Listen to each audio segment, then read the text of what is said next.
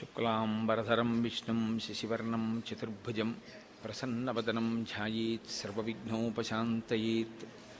గురుర్బ్రహ్మా గురుర్విష్ణుః గురుర్దేవో మహేశ్వరః గురుస్సాక్షాత్ పరబ్రహ్మ తస్మై శ్రీగురవే నమః. వ్యాసాయ విష్ణురూపాయ వ్యాసరూపాయ విష్ణవే నమో వై బ్రహ్మనిధయే వాసిష్ఠాయ నమో నమః. కూజంతం రామ రామీతి మధురం మధురాక్షరం ఆరుహ్య కవితాశాఖాం వందే వాల్మీకికోకిలం. శ్రుతిస్మృతిపురాణానాం ఆలయం కరుణాలయం నమామి భగవత్పాదశంకరం లోకశంకరం. వాగర్ధావివ సంపృక్తౌ వాగర్ధప్రతిపత్తయే జగతః పితరౌ వందే పార్వతీపరమేశ్వరౌ.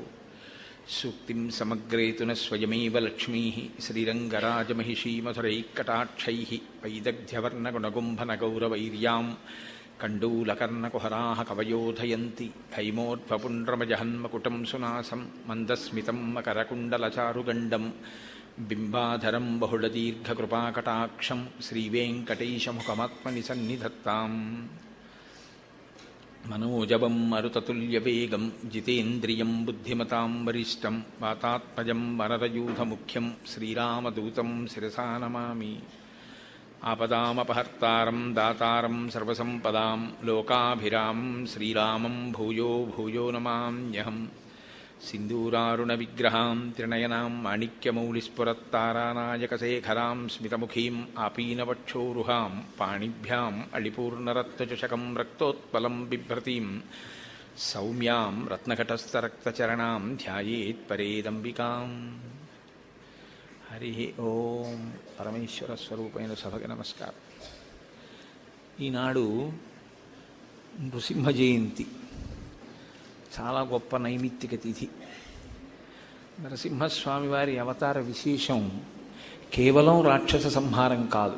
రామచంద్రమూర్తి యొక్క అవతారం ధర్మాన్ని స్థాపించడం ఎలాగో అలాగే భక్తుడైనటువంటి వాడి మాట నిలబెట్టడం చాలా ప్రధానమైన ఉద్దేశ్యంగా మనకి కనపడుతుంది.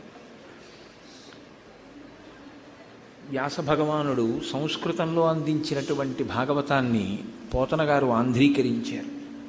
పోతన గారు ఆంధ్రదేశంలో మహానుభావుడు, తెలుగు సాహిత్యంలో మరిచిపోవడానికి వీలు లేనటువంటి ఒక సమున్నతమైన స్థానాన్ని అలంకరించినటువంటి మహానుభావుడు. ఆయన మహాభక్తుడు, సహజ పండితుడు. ఆయన అంత గొప్ప భాగవతాన్ని ఆంధ్రీకరించింది నా శక్తితోని ఎన్నడూ చెప్పుకోలేదు. పలికెడిది భాగవతమట పలికించు విభుండు రామభద్రుండట నే పలికిన భవహరమగునట పలికెద వీరుండుగాథ పలుకగనేలా అని చెప్పుకున్నారు. నేనా పలికేవాణ్ణి, రామచంద్రమూర్తి పలికిస్తున్నారు. ఏమి భాగవతమే ఎందుకు ఆంధ్రీకరించాలి అంటే, ఇది ఆంధ్రీకరిస్తే నీ శరీరమును పట్టినటువంటి పాపములు నశించిపోతాయని ఈశ్వరుడు యొక్క ఆజ్ఞ. అందుకని ఆయన చేతి పనిముట్టుని ఆయన ఎలా వాడుకుంటే అలా వాడుకోబడమే తప్ప నాకు స్వతంత్రం లేదు. కనుక ఈశ్వరుడు నన్ను భాగవతాన్ని ఆంధ్రీకరించమన్నాడు, నేను ఆంధ్రీకరిస్తున్నాను అని చెప్పుకున్నారు. ఆయన ఏమీ కోరుకున్నవారు కాదు. అచంచలమైనటువంటి ఈశ్వర భక్తి.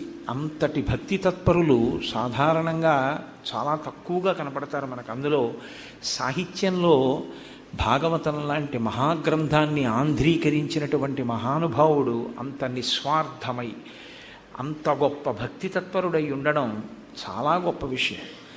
ఆయన భాగవతాన్ని అంకితం ఇచ్చి ఉంటే ఆయనకి ఎంత ఐశ్వర్యం కలిగి ఉండేదో భౌతికంగా. కానీ ఆయన నాకు అవన్నీ అక్కర్లేదన్నారు. ఈ మనుజేశ్వరాధములకిచ్చి పురమ్ములు వాహనమ్ములున్ సొమ్ములు కొన్ని పుచ్చుకొని సొక్కి శరీరము వాసి కాలుచే సమ్మెటమాటులం బడక సమ్మతి శ్రీహరికిచ్చే చెప్పే ఈ బమ్మెర పోతరాజొకడు భాగవతంబు జగద్ధితంబు గన్నని చెప్పుకున్నారు.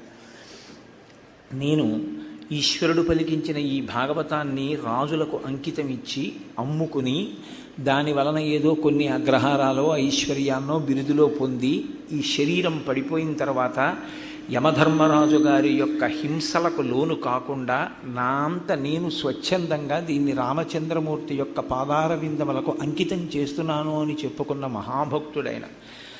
మరి దేనికి ఆంధ్రీకరించారు అంటే ఆయనే చెప్పుకున్నారు, శ్రీకైవల్య పదంబు చేరుటకునై చింతించెదన్ లోకరక్షైకారంభకు భక్తపాలన కళా సంరంభకున్ దానవోద్రేక స్తంభకు కేళి లోల విలస దృగ్జాల సంభూత నానా కంజాత భవాంట కుంభకు మహానందాంగన డింబకున్నని చెప్పుకున్నారు. సృష్టికర్త, స్థితికర్త, ప్రళయకర్త అయినటువంటి ఆ పరమేశ్వరుడి యొక్క పాదారవిందముల యందు భక్తితో కూడినటువంటి కర్మాచరణము వలన కలిగేటటువంటి జ్ఞానము వలన మోక్షాన్ని పొందడానికి, శ్రీకైవల్యం పొందడానికి నేను ఈ భాగవతాన్ని ఆంధ్రీకరిస్తున్నాను తప్ప నాకు బాహ్యమునందు దీని వలన ఈ ప్రయోజనం కలగాలన్న కోరిక లేనివాడను అని చెప్పుకున్నారు. అందుకే శక్తి స్వరూపం కదండి. అమ్మవారి అనుగ్రహం లేకుండా ఏం జరుగుతుంది? అమ్మల గన్నయమ్మ ముగురమ్మల మూలపుటమ్మ చాలా పెద్దమ్మ సురారులమ్మ కడుపారడి బుచ్చినయమ్మ తన్ను లోనమ్మిన వేల్పుటమ్మల మనంబున ఉండెడియమ్మ దుర్గమాయమ్మ కృపాబ్ధినిచ్చుట మహత్వ కవిత్వ పటుత్వ సంపదల్లని చెప్పుకున్నారు. నేను ఆ దుర్గమ్మ యొక్క అనుగ్రహంతో, ఆ తల్లి నాకు ఇచ్చినటువంటి భావ ప్రకటన స్వాతంత్ర్యంతో, ఆ అధికారంతో, ఆ శక్తితో నేను భాగవతాన్ని ఆంధ్రీకరిస్తున్నాను అని చెప్పుకున్న మహాపురుషుడు పోతన గారు. అటువంటి పోతన గారు భాగవతాన్ని ఆంధ్రీకరించినప్పుడు ఈ ప్రహ్లాదోపాఖ్యానాన్ని కూడా ఆంధ్రీకరించారు భాగవతాంతర్గతం కనుక. కశ్యప ప్రజాపతి యొక్క భార్యలలో దితి ఒకతే. ఆ దితి సంతానం హిరణ్యాక్ష హిరణ్యకశిపులు. చెప్పడానికి హిరణ్యాక్ష హిరణ్యకశిపులు అని చెప్తాం, కానీ హిరణ్యకశిపుడు పెద్దవాడు, హిరణ్యాక్షుడు చిన్నవాడు. హిరణ్యాక్షుడు భగవంతుని పట్ల వ్యతిరేకమైనటువంటి ధోరణితో ధర్మమునకు హాని చేసే ప్రయత్నం చేసినప్పుడు యజ్ఞవరాహమూర్తి అయి హిరణ్యాక్షుణ్ణి భగవానుడు సంహరించాడు. రాక్షస ప్రవృత్తి అంటే ఎలా ఉంటుందో ప్రహ్లాదోపాఖ్యాన ప్రారంభంలోనే మీకు కనపడుతుంది. ఆ చనిపోయినటువంటి హిరణ్యాక్షుని యొక్క తల్లి దితి, ఆయన భార్య, బిడ్డలు ఏడుస్తున్నారు ఆ పార్థివ శరీరం ముందు కూర్చుని. హిరణ్యకశిపుడు వచ్చాడు. వచ్చి ఆయన వాళ్ళకి వేదాంతం చెప్పాడు. నీరాహార నిర్విష్టపాంధుల క్రియన్ సంసార సంచారులు ఒత్తురు కూడి విత్తురు సదా సంగంబులీదొక్కచో శూరుల్ పోయడి త్రోవ పోయను భవత్సూనుండు తల్లి తద్వియోగమునకున్ శోకింప నీకేటికిన్ అని అడిగాడు. ఎందుకమ్మా ఏడుస్తావు? నీరాహార నివిష్ట పాంధుల క్రియన్ సంసార సంచారుల్ ఒత్తురు కూడి విత్తురు. బాగా దాహం వేసినటువంటి ఇద్దరు బాటసారులు ఒక చలివేంద్రం దగ్గర కలుసుకుంటారు. కలుసుకుని ఎవరికి దాహం వేసిందో వాళ్ళు నీళ్లు తాగుతారు, ఎవరి మానాన వాళ్ళు వెళ్ళిపోతారు తప్ప అక్కడే ఉండిపోరుగా. చలివేంద్రం దగ్గర కలుసుకున్న వాళ్ళు దాహార్తి తీరిపోయాక వెళ్ళిపోయినట్లే సంసార సంచారులు ఒత్తురు కూడి విత్తురు. ఆ సంసార సంచారులు అంటే సంసారమునందు ప్రవేశించేటటువంటి వారు వస్తుంటారు, కలుస్తూ ఉంటారు, మళ్ళీ విడిపోతూ ఉంటారు. సంసార సంచారులు ఒత్తురు కూడి విత్తురు సదా సంగంబులేదొక్కచో. ఒక్కచోట ఉండిపోరమ్మా. జీవయాత్రలో ఎన్ని ఉపాధులు స్వీకరించాడు, ఎంతమందితో కలిశాడు, ఎన్నిసార్లు సంసారం చేశాడు. ఆ జీవుడే ఓసారి చీమలో ఉన్నాడు, ఓసారి కుక్కలో ఉన్నాడు, ఓసారి పిల్లిలో ఉన్నాడు, ఓసారి పందిలో ఉన్నాడు. కాబట్టి సదా సంగంబులేదొక్కచో శూరుల్పోయుడు త్రోవపోయెను భవత్సూనుండు తల్లి. వీరస్వర్గాన్ని అలంకరించేటటువంటి వాళ్ళు యుద్ధంలో ఏ విధంగా ఉత్తమమైన మార్గంలో వెళ్ళిపోతారో అలా వెళ్ళిపోయాడు నీ కొడుకు. భవత్సూనుండు తల్లి తద్వియోగమునకున్ శోకింప నీకేటికిన్. ఎందుకమ్మా ఏడుస్తావు అని అడిగాడు. అడిగి చాలా విచిత్రమైనటువంటి చాలా గొప్ప వేదాంతాన్ని ప్రతిపాదించాడు. ఏమిటో అమ్మా, మనంతటి వాళ్ళం మనం బ్రతికుంటాం, మనం కలిసి ఉంటాం అనుకుంటాం, కానీ మనమెవరమమ్మా? దీన్నంతటినీ నడిపించేటటువంటి సూత్రధారి ఒకడు వేరొకడు ఉన్నాడు. ఆయన నడిపిస్తూ ఉంటాడు ఈ వ్యవహారాన్నన్నీ. ఎవ్వడు సృజించు ప్రాణుల ఎవ్వడు రక్షించు త్రుంచు ఎవ్వడనంతుండెవ్వడు విభుడెవ్వడు వాడి విధమున మనసు బెనుచు హేలారతుడై అన్నాడు. ఎంత గొప్ప వేదాంతం చెప్పాడండి. ఎవ్వడు సృజించు ప్రాణుల, ఈ ప్రాణులన్నింటినీ ఎవడు సృష్టిస్తున్నాడు? ఎవడు రక్షించు, ఎవరు వృద్ధి పొందేటట్టు చేస్తున్నాడు? ఎవ్వడు రక్షించు త్రుంచు, చిట్ట చివర ఎవడు ఈ ప్రాణులన్నిటినీ లయం చేస్తున్నాడు? ఎవ్వడు సృజించు ప్రాణుల ఎవ్వడు రక్షించు త్రుంచు ఎవ్వడనంతుండెవ్వడు విభుడెవ్వడు వాడి విధమున మనుచు బెనుచు హేలారసుడై. చాలా హేళగా ఆయన ఈ కార్యాన్నంతటినీ చేస్తూ ఉంటాడమ్మా. అందుకని మనం దానికోసం శోకించడం ఎందుకు తల్లి? నువ్వు పట్టించుకోకూడదు. అయినా ఈ సంసారం అనేటటువంటిది ఎటువంటిదో తెలుసా? మచ్చిక వీరికెల్ల బహుమాత్రము చోద్యము దేహి పుట్టుచున్ చచ్చుచునుండ చూచెదరు తా సావకమానుడు వారి భంగి ఈ చచ్చిన వానికెచ్చరిదెక్కడి చోద్యము ఎచ్చట నుండి పుట్టినచ్చటికి పోవుట నైజము ప్రణికోటికి. ఎంత గొప్ప వేదాంతం అండి నిజంగా. ఆ ఒక్క పద్యం చాలు. ఇది జీర్ణం అయ్యుంటే ఇంకోలా ఉండేది, కానీ నాలుక మించి మాత్రమే మాట్లాడతాడు. మచ్చిక వీరికెల్ల బహుమాత్రము చోద్యము దేహి పుట్టుచున్ చచ్చుచునుండ చూచెదరు. లోకంలో ప్రాణులు పుట్టడం చూస్తున్నారు, చచ్చిపోవడము చూస్తున్నారు. కానీ చచ్చిపోయిన వాడిని చూసి చావకుండా ఉన్నవాడు ఏడుస్తుంటాడమ్మా. తా చావకమానెడు వారి భంగి ఈ చచ్చిన వానికి ఎచ్చెదరు. ఈ ఏడుస్తున్నవాడు చచ్చిపోడు, వాడు చచ్చిపోతాడు. తాను చచ్చిపోనట్టు అవతలవాడే చచ్చిపోయినట్టు ఏడుస్తారేంటమ్మా? తా చావక మానెడు వారి భంగి ఈ చచ్చిన వానికెచ్చెది ఇదెక్కడి చోద్యము ఎచ్చట నుండి పుట్టినచ్చటికి పోవుట నైజము ప్రాణికోటికిన్. ఎక్కడ నుంచి పుట్టడం అనే ప్రక్రియలో వచ్చాడో అక్కడికి మళ్ళీ వెళ్ళిపోద్దమ్మా వాడు. నేను ఉపన్యాసం చెప్పడానికి వచ్చాను, గుంటూరు ఉండిపోతానా? ఇంకొక 14 రోజులు వెళ్ళిపోం, కాకినాడ వెళ్ళిపోతాం. అలా ఎక్కడ నుండి వచ్చేనచ్చటికి పోవుట నైజము ప్రాణికోటికి. పుట్టినప్పుడు శరీరం తీసుకోవడం అనేటటువంటిది ఎక్కడ జరిగిందో అక్కడికే మళ్ళీ వెళ్ళిపోతాడమ్మా జీవుడు. ఆ పాటి దానికి ఏదో ఆయనే చచ్చిపోయినట్టు మనం చచ్చిపోమన్నట్లు ఏడుస్తారు ఎందుకమ్మా? అలా ఏడవకూడదన్నాడు. ఈ వేదాంతం విని వాళ్ళు ఉపశమనం పొందారు. వెళ్ళిపోయారు. సరే, ఆ హిరణ్యాక్షుని యొక్క శరీరానికి జరగవలసినటువంటి అంత్యేష్టి సంస్కారం జరిగిపోయింది. ఇప్పుడు తాను తన మంత్రుల్ని సేనాపతుల్ని పిలిచాడు. పిలిచి అన్నాడు, ఆ శ్రీ మహావిష్ణువు ఉన్నాడే ఆయన ఇలాగే దానవాంతకుడు, రాక్షసులందరినీ సంహరిస్తుంటాడు. కాబట్టి నేను విష్ణువు అనేటటువంటి వాడు లేకుండా చేస్తాను లోకంలో. విష్ణువు అనేటటువంటి వాడికి వేరే స్థానం ఏం లేదు. యజ్ఞం ఎక్కడుంటుందో, యాగం ఎక్కడుంటుందో, వేదం ఎక్కడుంటుందో, గోవులు ఎక్కడుంటాయో, బ్రాహ్మణులు ఎక్కడుంటారో, సనాతన ధర్మమును నమ్మడం అన్నది ఎక్కడుంటుందో అదే విష్ణువు యొక్క స్థానం. కాబట్టి వీటన్నింటినీ కూడా మీరు భంగపరచండి. ఎవరు వేదం చదువుకుంటుంటే ఆ వేదాన్ని నాశనం చేయండి, ఎవరైనా యజ్ఞం చేస్తే యజ్ఞ భంగం చెయ్యండి అన్నాడు. ఆ కింకరుల మూకలన్నీ కూడా లోకం మీద పడ్డాయి. తాను వెళ్ళి చతుర్ముఖ బ్రహ్మగారి గురించి తపస్సు చేశాడు. తల్లికి మరదలకి వేదాంతం చెప్పినప్పుడు శాశ్వతంగా ఉండిపోతుందా అమ్మ శరీరం? ఎవరైనా వెళ్ళిపోవలసిందే అన్నాడు. తాను ఎంత ఘోరమైన తపస్సు చేశాడంటే చాలా పెద్ద పెద్ద చీమలు ఇతర కీటకములు ఆయన యొక్క శరీరంలో ఉన్న నిత్తుటినంతటినీ జుర్రేసాయి. ఒంటి మీద పెద్ద పుట్ట పట్టేసింది, వెదుళ్ళు పెరిగిపోయాయి. ఆయన తలలోంచి వచ్చినటువంటి ఆ తపోధూమానికి ఊర్ధ్వలోకాలలో ఉన్నటువంటి దేవతలు ఋషులు కూడా భయపడ్డారు. అంత గొప్ప తపస్సు చేశాడు.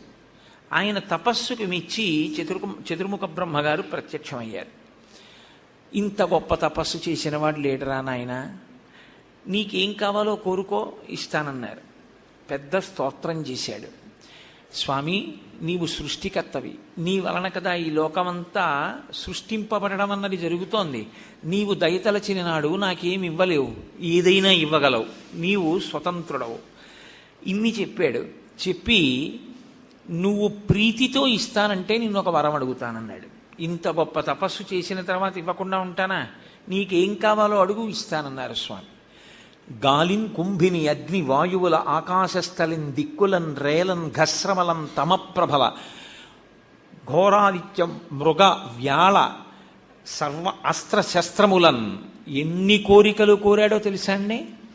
అవి ఇవి కాదు. నేను గాలిలో చచ్చిపోకూడదు, ఇంట్లో చచ్చిపోకూడదు, బయట చచ్చిపోకూడదు, అస్త్రానికి చచ్చిపోకూడదు, శస్త్రానికి చచ్చిపోకూడదు. గాలిన్ కుంభిని అగ్ని వాయువుల ఆకాశస్థలిన్ దిక్కులన్ రేలన్ ఘస్రమలం తమప్రభల భూరిగ్రాహ వ్యాళాదిత్య నరాది జంతు కలహవ్యాప్తిన్ సమస్త్రాస్త్ర శస్త్రాళిన్ మృత్యువు లేని జీవనములోకాధీశ ఇప్పించవే అన్నాడు. నేను మృగముల చేతిలో చచ్చిపోకూడదు, దేవతల చేతిలో చచ్చిపోకూడదు, ఇంట్లో చచ్చిపోకూడదు, వీధిలో చచ్చిపోకూడదు, ఆ పైన ఆకాశంలో చచ్చిపోకూడదు, భూమి మీద చచ్చిపోకూడదు, పొద్దున్న చచ్చిపోకూడదు, రాత్రి చచ్చిపోకూడదు, ఇన్ని వరాలు అడిగాడు. కాబట్టి మృత్యువు లేని జీవనము లోకాధీశ ఇప్పించవే, వీటి వలన నాకు మృత్యువు లేనటువంటి జీవితాన్ని ఇప్పించు అన్నాడు.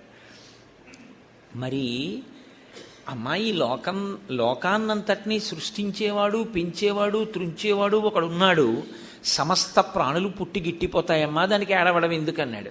ఆచరణకు వచ్చేసరికి ఇంత గొప్ప వరం అడిగాడు బ్రహ్మగారిని. ఆయన అన్నారు, ఇత పూర్వన్నటువంటి వరం అడిగిన వాడెవరూ లేడు, నీకే ఇంత గొప్ప వరం ఇస్తున్నాను, కానీ సత్వగుణంతో కూడుకున్న బుద్ధితో ప్రవర్తించు సుమా అన్నారు ఆయన. ఎందుకో తెలుసా, మృత్యువు లేదు అనేసరికి రాక్షసుడైనటువంటి వాడిలో పుట్టేటటువంటి అహంకారం, దానివల్ల వచ్చేటటువంటి ఉపద్రవం చతుర్ముఖ బ్రహ్మగారికి తెలియనిదా. కాబట్టి ఆయన ఆ మాట అన్నారు.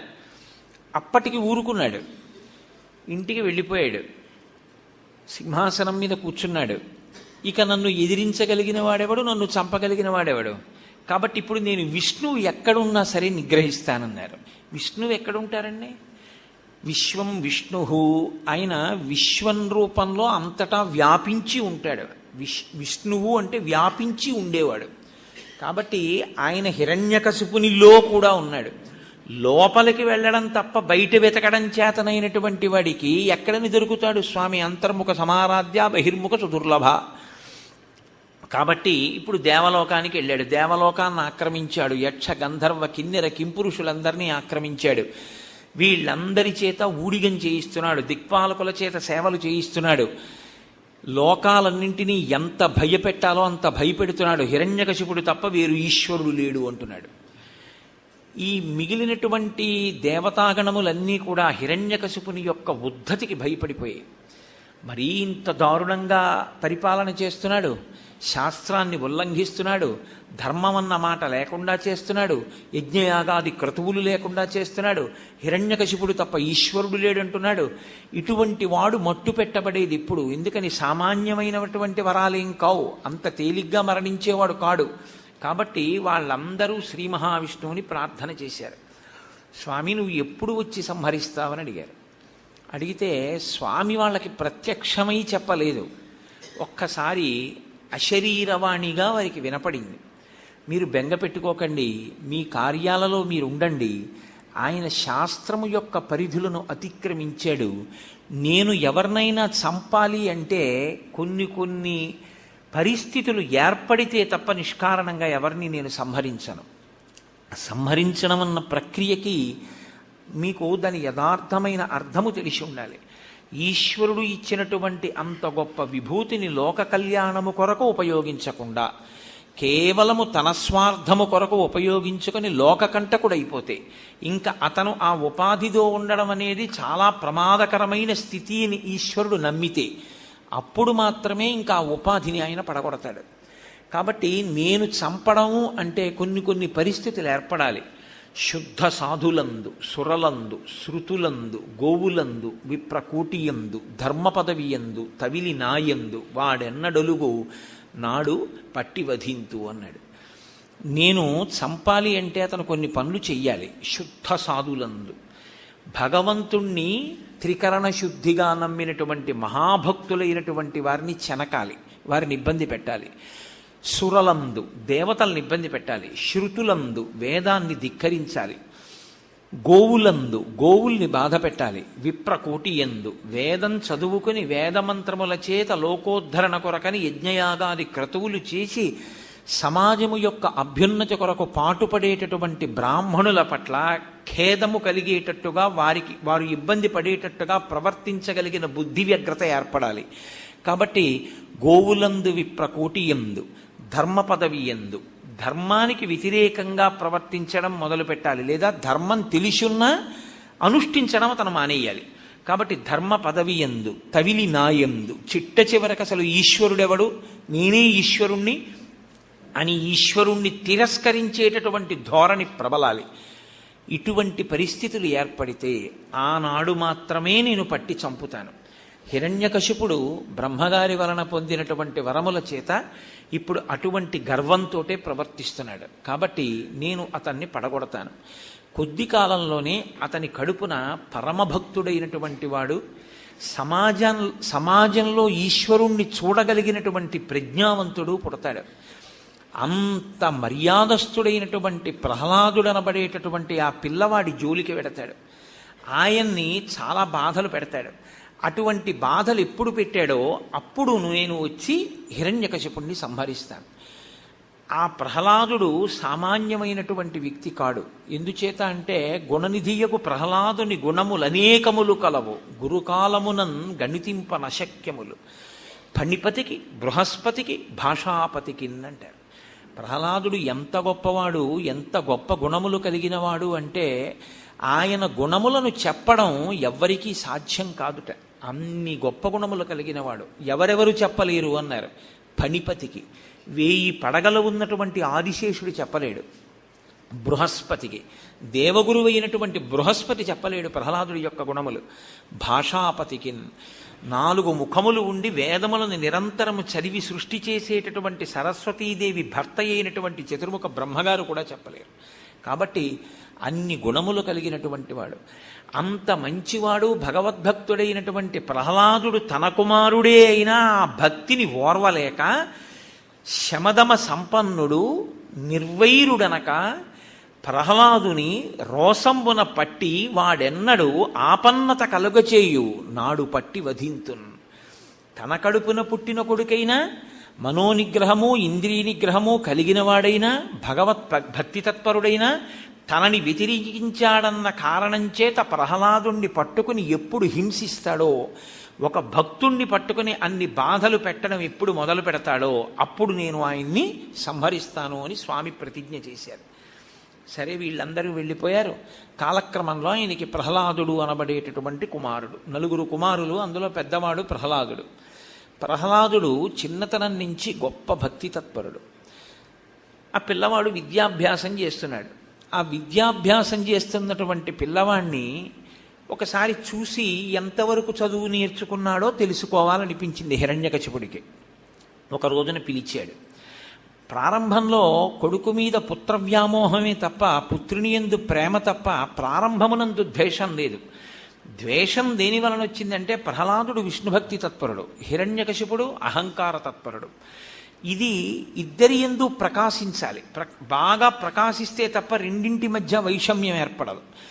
కాబట్టి ఇప్పుడు ఆ ప్రహ్లాదుణ్ణి పిలిచి అన్నాడు, అనుదిన సంతోషణములు, జనిత శ్రమ తాప దుఃఖ సంశోషణములు, తనయుల సంభాషణములు, జనకులకున్ కర్ణయుగలి సద్భూషణములు అన్నాడు. నాయనా, ఏ తండ్రికైనా పిల్లవాడు కడుపున పుట్టినటువంటి కొడుకు మాట్లాడుతుంటే అనుదిన సంతోషణములు, ఎంత సంతోషంగా ఉంటుందో. ఏ రోజుకు ఆ రోజే, ఇవాళన్న మాటే రేపు అంటాడు వాడు. ఇవాళ తాత అంటాడు, రేపు కూడా తాత అంటాడు, ఇంకో 10 రోజులు పోయిన తర్వాత నాన్న అంటాడు. వాడు ఒక్కొక్క మాట మాట్లాడుతుంటే అది సృష్టిలో లేనట్లు, ఇప్పుడే కొత్తగా మొట్టమొదటిసారి తన కొడుకు ఏదో కొత్త పదాన్ని కనిపెట్టినట్టు తండ్రి సంతోషపడిపోతాడు. అది ఎంత సంతోషంగా ఉంటుందో తెలుసా? అనుదిన సంతోషణములు, జనిత శ్రమ తాప దుఃఖ సంశోషణములు. తండ్రికి కలిగినటువంటి దుఃఖము తాపము ఇవన్నీ కూడా నశించిపోతాయి ఆ పిల్లవాని యొక్క మాటలు వింటున్నప్పుడు. కాబట్టి జనిత శ్రమ తాప దుఃఖ సంశోషణములు, తనయుల సంభాషణములు. కొడుకు తండ్రితో మాట్లాడుతుంటే తండ్రికి ఎంతో ఆనందంగా ఉంటుంది. కాబట్టి జనకులకున్ కర్ణయుగలి సద్భూషణములు, తండ్రికి ఆ కొడుకు యొక్క మాటలు చెవులకు పెట్టుకున్నటువంటి ఆభరణాల్లా ఉంటాయి. కాబట్టి నాన్న, ఏది నువ్వు నేర్చుకున్న దాంట్లోంచి ఒక పద్యం ఏదైనా చెప్పు వింటానన్నాడు. ఆయన అన్నాడు, ఎల్ల శరీరధారులకు ఇల్లును చీకటి నూతిలోపలంత్రెళ్ళక, వీరు నేనును మతిభ్రమణంబున భిన్నులై ప్రవర్తించక, సర్వమున్నాతని దివ్య కళామయమంచు విష్ణునందుల్లము చేర్చితారడవి నుండుట మీలు నిశాచరాగ్రణి అన్నాడు. తండ్రి అనలేదు ఆయన, నిశాచరాగ్రణి, చీకటిలో తిరిగేటటువంటి వారికి నాయకత్వం వహించేవాడా అని పిలిచాడు. అంటే అజ్ఞానంలో ఉన్నవాడా, ఏది తెలుసుకోవాలో అది తెలుసుకోనివాడా, నేను చాలా గొప్పవాణ్ణి అనుకుంటున్నటువంటి అహంకారంతో ఉన్న ఓ తండ్రి, ఎల్ల శరీరధారులకు ఇల్లును చీకటి నూతిలోపలం త్రెళ్ళక, వీరు నేనను మతిభ్రమణంబున భిన్నులై ప్రవర్తిల్లక. ఈ శరీరధారులు అంటే శరీరం పుచ్చుకున్నటువంటి జీవులందరూ కూడా ఇల్లు అంటే తన ఇల్లు, తన గృహం, తన సంసారం అనేటటువంటి ఒక చీకటి నూతిలో పడిపోయి ప్రతివాడు తమకి తాను నేను వాడు నేను వాడు అని రెండు కింద విడదీసి అంతా ఉన్న ఒక్కటే పరబ్రహ్మమైన అంతర్బహిశ్చ తత్సర్వం వ్యాప్య నారాయణ స్థిత అయిన అది తెలుసుకోలేక ఉన్నది ఒక్కటే పదార్థమైతే ఆ పదార్థాన్ని గుర్తెరుగక రెండున్నాయనుకుని ఎప్పుడు వేరు చేసి చూపించి అజ్ఞానంలో మగ్గిపోయేటటువంటి జీవులున్నారే, అటువంటి వారు ఇల్లుని చీకటి నూతిలోపలం త్రెళ్ళక వీరు నేనను మతిభ్రమణంబున భిన్నులై ప్రవర్తిల్లక సర్వమున్నాతని విష్ణు కళామయమంచు దివ్య కళామయమంచు. ఇదంతా కూడా సమస్తము ఈశ్వరుడే. ఆ ఒక్క ఈశ్వరుడే ఇన్ని రూపాలుగా, ఇన్ని ముఖాలుగా, ఇన్ని జీవులుగా ఉన్నాడని తెలుసుకున్న నాడు, నాన్న ఇంట్లో ఉన్నా అడవిలో ఉన్నా ఒక్కటే నాన్న, అది తెలియనప్పుడే నేను రాజుని, నేను ఇంతవాణ్ణి, నేను అంతఃపురంలో ఉన్నాను, నేను పరిపాలిస్తున్నాను, నా యందు ఇంత గొప్పతనం ఉంది అన్న అహంకారం ఏర్పడుతుంది నాన్న, కొంచెం జాగ్రత్తగా గమనించి చూడు అన్నాడు. అంటే ఆయన అన్నాడు పిలిచి, అరేరే నాకున్ చూడక చోద్యమయ్యడిదిగా నా తండ్రి ఈ బుద్ధికి నీకున్ లోపలతోచెనో పరులు దుర్నీతుల్ ప్రశంసించిరో ఏకాంతంబున భార్గవుల్ పలికిరో వైకుంఠుండు కృతాపరాధుడతనిన్ శ్లోకింప నీకేటికి. అయ్యయ్యో నాన్న, నాకు చాలా ఆశ్చర్యంగా ఉందిరా, నాకున్ చూడక చూజ్యమయ్యడిదిరా నా తండ్రి, నాకు చాలా వింతగా ఉంది. అసలు నీకు ఈ బుద్ధి లోపల నుంచి పుట్టిందా? నీ స్నేహితులు ఎవరైనా చెప్పారా? ఏకాంతంబున భార్గవుల్ పలికిరో, గురువుల మీద అనుమానం వచ్చింది. నీకు గురువులు ఒక్కడిని కూర్చోపెట్టి ఇలాంటివేమైనా నేర్పుతున్నారా విష్ణుభక్తిని? లేకపోతే ఈ దానవ శ్రేణికిన్, ఈ రాక్షసులందరికీ కూడా వైకుంఠుండు కృతాపరాధుడు, వైకుంఠవాసి అయినటువంటి శ్రీమన్నారాయణుడు అపరాధమును చేసినవాడు. ఎందుకంటే ఎప్పుడూ రాక్షస సంహారం చేస్తుంటాడు. వైకుంఠుండు కృతాపరాధుడు, అటువంటి వాణ్ణి నువ్వు పొగడడం ఏమిట్రా? నువ్వు పొగడకూడదు. ఆయన్ని పొగడకుండా ఈ రాజ్యము, మన సైన్యము, భోగాలు, విలాసాలు, యజ్ఞయాగాది క్రతువుల్ని ధ్వంసం చేయడం, ఇటువంటి రాక్షస ప్రవృత్తి నీకు ఎప్పుడబ్బుతుందిరా అన్నాడు. అంటే ఆయన అన్నాడు, సాధారణంగా ఆంధ్రదేశంలో ఈ పద్యం నోటికి రాని వాళ్ళు ఎవరూ ఉండరు, ప్రతి వాళ్ళకి ఈ పద్యం వచ్చి ఉంటుంది. మందార మకరంద మాధుర్యమున తేలు మధుపంబు పోవునే మదనములకు నిర్మల మందాకినీ వీచికల తూగు రాయంచజనునే తరంగిణులకు లలిత రసాల పల్లవ కాదియై చొక్కు కోయిల జనునే కుటజములకు పూర్ణేందు చంద్రికా స్ఫురిత చకోరక మరుగునే సాంద్ర నిహారములకు అంబుజోదర దివ్యపాదారవింద చింతనామృతపాన విశేషమత్త చిత్త మీరీతి ఇతర విషయంబు చేరనేర్చు వినుత గుణశీల మాటలు వెయ్యునేల అన్నాడు. ప్రహ్లాదుడు అన్నాడు, పుట్టుకతో వచ్చిందండి ఈశ్వరానుగ్రహం ఆయనకి. ఆ భక్తి నారదమునీంద్రుని యొక్క బోధ వలన ఏర్పడినటువంటి బుద్ధి వైశిష్ట్యం అది. ఆయన అన్నాడు, మందార మకరంద మాధుర్యమున తేలు మధుపంబు పోవునే మదనములకు. నాన్నగారు, మందార పువ్వులో ఉండేటటువంటి మకరందాన్ని పానం చెయ్యడానికి అలవాటు పడినటువంటి గండు తుమ్మెద ఉమ్మెత్త పువ్వు దగ్గరికి వెళ్ళి వాలి అందులో ఉన్నటువంటి రసాన్ని తాగుతుందా? మందార మకరంద మాధుర్యమున తేలు మధుపంబు పోవునే మదనములకు నిర్మల మందాకిని వీచికల తూగు రాయంచనునే తరంగిణులకు. ఆకాశ గంగా తరంగాలలో తేలియాడేటటువంటి రాజహంస ఎప్పుడైనా పిల్ల కాల్వలలోకి వెళ్ళి ఈదుతుందా నాన్నగారు? లలిత రసాల పల్లవ కాదియై చొక్కు కోయిల జనునే కుటజములకు.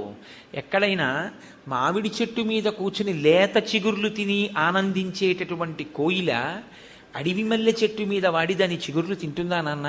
కొండమల్లె చెట్టు మీద వాళ్తుందా అది? పైగా లలిత రసాల పల్లవ ఖాదియై చొక్కు కోయిల జనునే కుటజములకు పూర్ణిందు చంద్రికా స్ఫురిత చకోరక మరుగునే సాంద్ర నిహారములకు. పూర్ణచంద్రబింబం నుంచి వచ్చేటటువంటి ఆ వెన్నెల కిరణాల్ని తినడానికి అలవాటు పడినటువంటి చకోర పక్షి పొగమంచు దగ్గరికి వెళ్ళి అది తింటుందా నాన్న తెల్లగా ఉంటుందని? అంబుజోదర దివ్యపాదారవింద చింతనామృతపాన విశేషమత్త చిత్తము ఏ రీతి ఇతర విషయంబు చేరనేర్చు. ఆ భగవంతుని యొక్క పాదారవిందములను కన్నులు మూసుకుని నిరంతరము లోపల స్మరించినప్పుడు ఆ ధ్యాన సమాధి యందు ఆయన పాదముల నుంచి స్రవించేటటువంటి అమృతాన్ని త్రాగి మత్తెక్కి ఆనందాన్ని అనుభవించేటటువంటి నా మనస్సు ఇవాళ కొత్తగా ఇతర విషయాల దగ్గరికి వెళ్ళు అంటే వెడుతుందా నాన్న? అంబుజోదర దివ్యపాదారవింద చింతనామృతపాన విశేషమత్త చిత్తమీ రీతి ఇతర విషయంబు చేరనేర్చు. వినుత గుణశీల మాటలు వేయునేల. ఇన్ని మాటలు ఎందుకు నాన్న అన్నాడు. మాట చెప్పడం కాదు, నిజంగా ప్రహ్లాదుని యొక్క గుణముల గురించి చెప్తూ పోతన గారు ఇదే చెప్తారు. ఆయన నిరంతరము ఈశ్వరుణ్ణి అనుభవించినవాడు. పానీయంబులు త్రావుచున్ కొడుచుచున్ భాషించుచున్ హాసలీలా నిద్రాదులు చేయుచున్ తిరుగుచున్ లక్షించుచున్ సంతత శ్రీనారాయణ పాద పద్మజుగళీ చింతామృతాస్వాద సంధానుండై మరచన్ సురారిసుతుడే తద్విశ్యమున్ భూవరా అంటారు. పానీయంబులు త్రాగుచున్, నీరు త్రాగుతూ, తింటూ, తిరుగుతూ, నవ్వుతూ, ఆడుతూ, పాడుతూ, పనిచేస్తూ ఆయన ఎప్పుడూ శ్రీమన్నారాయణ దర్శనాన్ని పొందుతుండేవాడు. అందుకే ఒక్కొక్కసారి గెంతుతుండేవాడు, ఒక్కొక్కసారి నాట్యం చేసేవాడు, ఒక్కొక్కసారి ఏడ్చేవాడు, ఒక్కొక్కసారి పాట పాడేవాడు, ఒక్కొక్కసారి తన్మయావస్థలో ఉండేవాడు. ఎప్పుడూ శ్రీమన్నారాయణ దర్శనాన్నే పొందుతూ అంతర్ముఖుడై ఉండేవాడు ఆయన. తనయందు అఖిల భూతములందు ఒక భంగి సమహితత్వంబున బరగువాడు పెద్దల పొడగన్న భృచ్చునికైవడి చేరి నమస్కృతులు చేయువాడు కన్నుదోయికి అన్య కాంతలడ్డంబైన మాతృభావన చేసి మరలువాడు దైవతములంచు గురువుల తరచువాడు సకుల ఎడ సోదర స్థితి జరుపువాడు లీలలందున బొంకులు లేనివాడు లలిత మర్యాదుడైన ప్రహ్లాదుడధిప అంటారు పోతన గారు. తనయందు అఖిల భూతములందు ఒక భంగి సమహితత్వంబున బరగువాడు. ఆయన తనలో ఉన్నటువంటిది ఏ చైతన్యమో ఆ చైతన్యమే ఇతర ప్రాణుల యందు కూడా ఉంది అన్న భావన బాగా స్థిరపరచుకున్నటువంటి వాడు. తన ఆకలి ఎటువంటిదో ఒక కుక్క ఆకలి కూడా అలాగే ఉంటుందని, తన నిద్రాకాలిక సుఖం ఎలా ఉంటుందో ఇతర ప్రాణుల యొక్క నిద్రాకాలిక సుఖం కూడా అలాగే ఉంటుందని, తనకి దెబ్బ తగిలితే బాధ ఎలా ఉంటుందో ఇతర ప్రాణులకు తగిలినటువంటి దెబ్బ వలన కలిగిన బాధ కూడా అలాగే ఉంటుందని. కాబట్టి తనకి ఇతర జీవులకు మధ్యలో భేదం ఏమీ లేదు. అన్నిటి యందు ఉన్నటువంటి పదార్థము ఒక్కటే, ఆ చైతన్యమే ప్రకాశిస్తోందని బాగా తెలుసుకుని ఉన్నటువంటి వాడు. కాబట్టి తన యందు ఇతర భూతములందు సమహితత్వంబున బరగువాడు పెద్దల పడగన్న భృత్యుని కైవడి చేరి నమస్కృతులు చేయువాడు. పెద్దవాళ్ళు కనపడితే చాలట వంగి వంగి వంగి వంగి నమస్కారాలు చేసేవాడు. కన్నుదోయికి అన్య కాంతలడ్డంబైన మాతృభావన చేసి మరలువాడు. కంటికి ఇతర కాంతలు కనపడితే తన తల్లిగా భావన చేసి పరమ మర్యాదతో తప్పుకుని వెళ్ళిపోయేవాడు. అటువంటి మహానుభావుడు గురువులని విశేషంగా గౌరవించేవాడు. ఈశ్వరుడే గురువు రూపంలో ఉన్నాడు అని నమ్మి గౌరవించినవాడు. సఖులు అంటే తన స్నేహితుల్ని సోదరులతో సమానంగా భావించాడు. ఆయన లీలలందున బొంకులు లేనివాడు, ఎప్పుడు పరిహాసానికి కూడా అబద్ధం చెప్పనటువంటి వాడు. లలిత మర్యాదుడైన ప్రహ్లాదుడధిప, ఎంతో మర్యాద కలిగినటువంటి వాడు ప్రహ్లాదుడు. కాబట్టి ఇటువంటి ప్రహ్లాదుడు ఎప్పుడూ భగవంతుని యొక్క ఆనందాన్ని అనుభవించడం అనేది జరుగుతుండే విషయం. కాబట్టి అంబుజోదర దివ్యపాదార వింద చింతనామృతపాన విశేషమత్త చిత్తమే రీతి ఇతర విషయంబు చేరనేర్చు వినుత గుణశీల మాటలు వేయునేలా అంటాడు. ఇది హిరణ్యకశిపుడికి ఇష్టమైనటువంటి పని. ఆయనకి నా అంతవాణ్ణి నేన అంటూ ఉంటాడు. ప్రహ్లాదుడు ఇదంతా ఈశ్వరుడి యొక్క చిద్విలాసం అంటాడు. కాబట్టి ఇద్దరికీ పడదు. ఇప్పుడు గురువులు చూశారు, తండ్రికి కోపం పెరుగుతోంది, కొడుక్కి సంతోషం పెరుగుతోంది.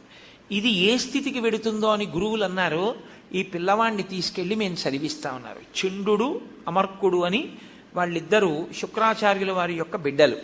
వాళ్ళు ప్రహ్లాదుణ్ణి తీసుకెళ్ళి మళ్ళీ చదివించడం ప్రారంభం చేశారు. అర్థశాస్త్రము కామశాస్త్రము బాగా నేర్పారు. నేర్పి ఈసారి హిరణ్యకశిపుడి దగ్గరికి తీసుకెళ్ళలేదు. ఎందుకైనా మంచిది, ఇబ్బంది వస్తుందేమో అని. ఎందుకంటే ఒకసారి వాళ్ళని అనుమానించాడు. ఏకాంతంబున భార్గవుల్ పలికిరో ఈదానవ శ్రేణికిన్ వైకుంఠుండు కృతాపరాధుడు అన్నాడు. నీకు ఏకాంతంగా గురువులు ఏమైనా చెప్పకూడనివి చెప్తున్నారు ఏమిట్రా, విష్ణుభక్తి నేర్పుతున్నారా, నీకు ఎలా వచ్చే ఈ పద్యాలన్నీ అని అడిగాడు. కాబట్టి వాళ్ళకి ఎందుకైనా మంచిది అని ముందు హిరణ్యకశిపుని యొక్క పట్టమహిషి అయిన లీలావతి దగ్గరికి తీసుకెళ్లారు. తీసుకెళ్ళి అమ్మ మేము చెప్పగలిగినటువంటి విద్య అంతా ఈ పిల్లవాడికి నేర్పాం అని ఆ పిల్లవాడిని లీలావతి దగ్గర కూర్చోబెట్టారు. తల్లి చూసి సంతోషించింది. ఇప్పుడు ఆమె పనుపున పిల్లవాడు హిరణ్యకశిపుని దగ్గరికి వెళ్ళాడు. తండ్రి చాలా సంతోషించాడు. ఒరే నిన్ను ఎంతకాలానికి చూశానురా, రా అన్నాడు. కానీ ఏమైనా మార్పు వచ్చిందో లేదో అని అనుమానం. నీతి శాస్త్రాన్ని మీ గురువులు బోధ చేస్తే నువ్వు కొద్దిగా వెనకపడుతున్నావని నాకు తెలిసింది. మిగిలిన పిల్లలు ముందున్నారని నువ్వు వెనక్కున్నావని విన్నాను. ఏది నువ్వు నేర్చుకున్న వాటిలోంచి నీకు బాగా ఇష్టమైనటువంటి పద్యం ఒకటి నాకు చెప్పు అన్నాడు. ఎందుచేత నీతి శాస్త్రంలో వెనకపడ్డాడంటే మీరు నేను అనుకుంటున్న నీతి శాస్త్రంలో వెనకపడ్డం కాదు. ఆయన అనుకునేది ఏమిటంటే రాక్షస నీతి నేర్పాలి శుక్రాచార్యుల వారి బిడ్డలు. రాక్షస నీతిని మిగిలినటువంటి పిల్లలు బాగా నేర్చుకుంటున్నారు. ఈయనో భక్తితో వెనకబడుతున్నాడు. ఆ రాక్షస నీతి ఈయనకి రావట్లేదు. అందుకని నువ్వు వెనకపడుతున్నావని విన్నాను. ఒక తండ్రిగా ఇది నాకు ఖేదకారణం. ఏది ఓ పద్యం చెప్పు అన్నాడు. అంటే ఆయన అన్నాడు, ఇప్పటి వరకు గురువులు అనుకున్నారు మనం అర్థశాస్త్రం కామశాస్త్రం నేర్పాం కదా, ఇదే చెప్తాడులే అనుకున్నారు. పాపం వాళ్ళు తీసుకెళ్లేటప్పుడు చెప్పారు కూడా, ఒరేయ్ మేమేం చెప్పామో అదే చెప్పు తప్ప నువ్వు సొంతంగా మీ నాన్న దగ్గరికి వెళ్ళిన తర్వాత కొత్త కొత్తవి చెప్తున్నావు, అలాంటివి ఏం చెప్పకు. మీ తండ్రికి మా మీద అనుమానం వస్తుంది, మేమేమి నేర్పామో అవే చెప్పు మీ నాన్న అడిగినప్పుడు అన్నారు. తప్పకుండా నేర్పుతాను, అవే చెప్తానన్నాడు.